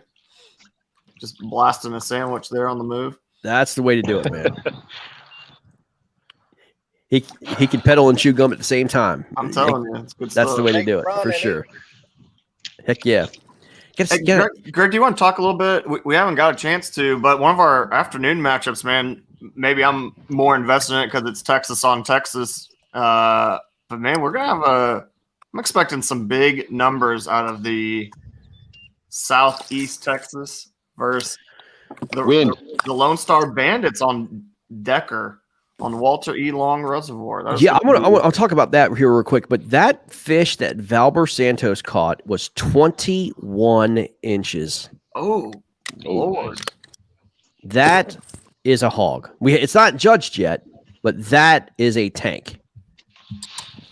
I was like, I've been updating, waiting for him to get it in, and I hadn't seen it. But yep, it is in, and there it is. My. Yeah, I'm judging it right now. Is this Garrett? Hey, what's going on, man? Dude, what a day you've had, my friend. From Arkansas, how you doing, my friend? Oh man, just getting used to this whole new team concept, man. It's pretty cool. This has been a good time. I've had one of the better days on Lake Hamilton I've ever had. This isn't a strength of mine, this lake. I actually used to fish with a club that was down here, and they put us on it every so often. My brother lives down here, and so he kind of gave me a little bit of direction on kind of where to start. But man, I've pretty much just been chunking and winding all day. Apologize for not having a better setup. This is my first event, so hopefully by the time we do this again, I'll be able to be on here a little bit more live. But just wanted to check in with you guys and tell you this is a good time. Caught a lot of fish. I've never actually caught a smallmouth on Hamilton. For you guys that don't know much about smallmouth, but to catch one over 16 inches anywhere in Arkansas is actually a feat. So, and I've catch 17-inch smallmouth in a creek here, which was cool. So, bad day. Sure. Garrett, straight up, you put up 123 inches for the Arkansas Hogs yourself, man. You were picked up about a week ago or two from the Arkansas Hogs, and, man, it is absolutely shown itself to be a great pickup by the team. And, man, immediate impact for you, my friend.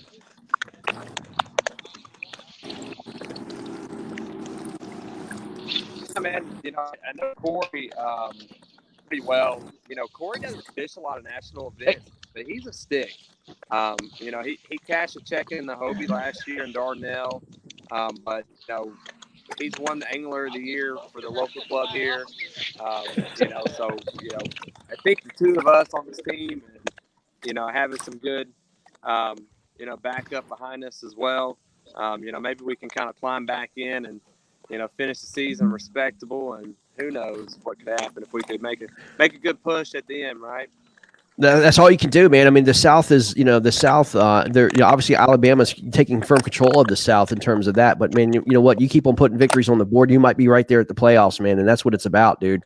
But hey, look, all I can say is I'm not going to call the game over, but it's pretty daggone close. Arkansas with 154.25, and Garrett, you have 123 inches of 154 on the board for your team, dude. Awesome job. Man, and I got two fish that I spooked that I know where they're at. They're pretty shallow. I'm gonna go back for them here in a little bit. So I think one of them was around 18 inches or so. Maybe I can go more on before the end of the day, but we just wanted to check in. I'm gonna get back to it, and hopefully, yes, sir, man.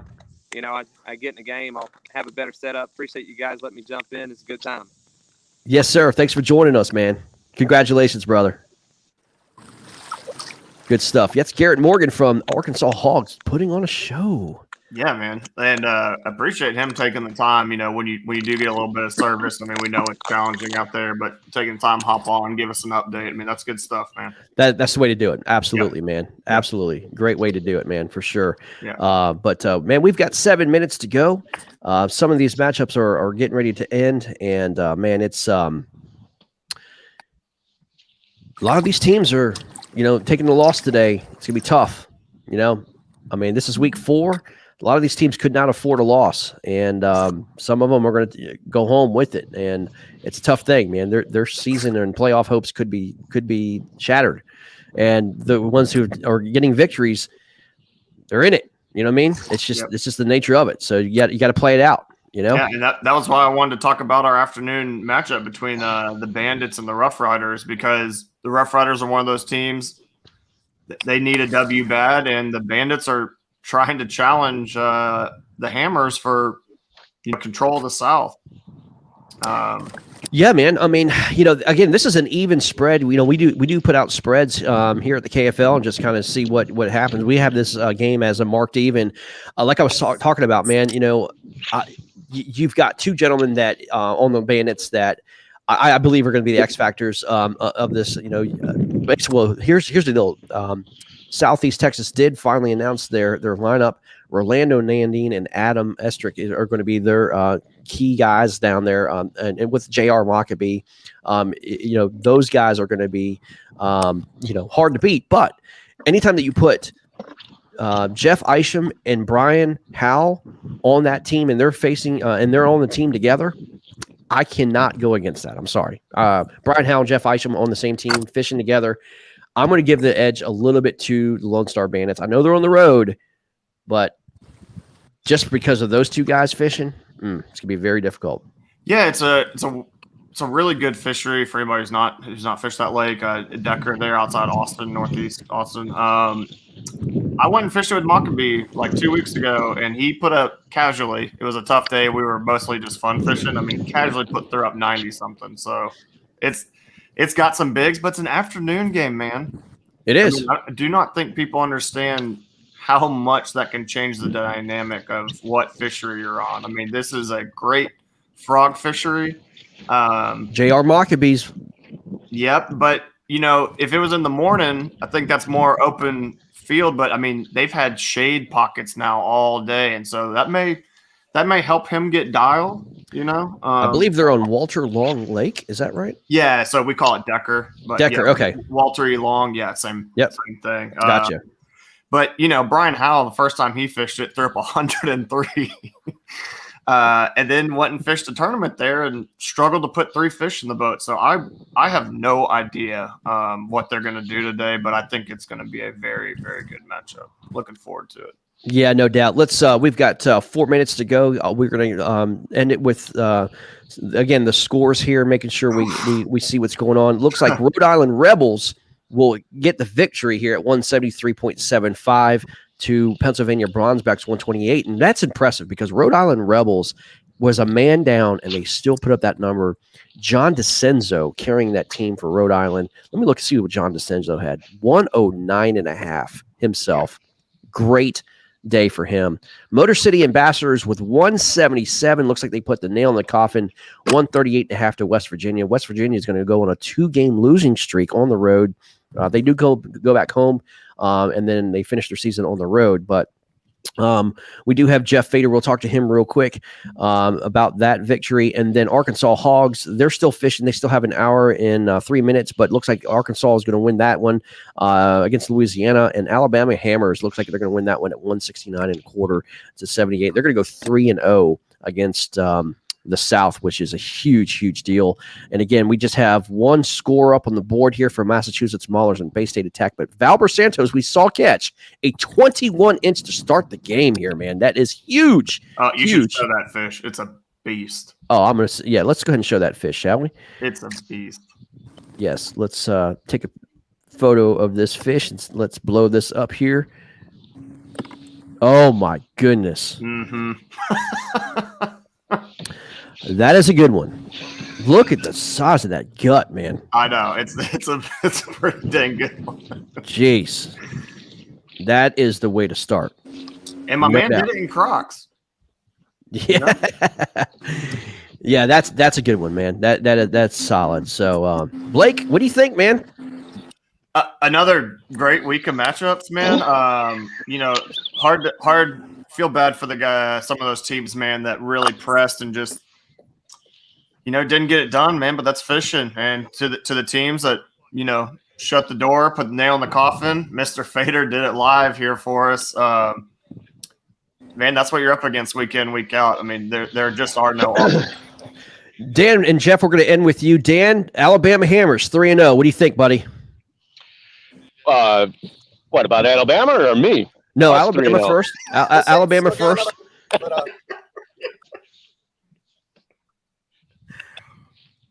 Yeah,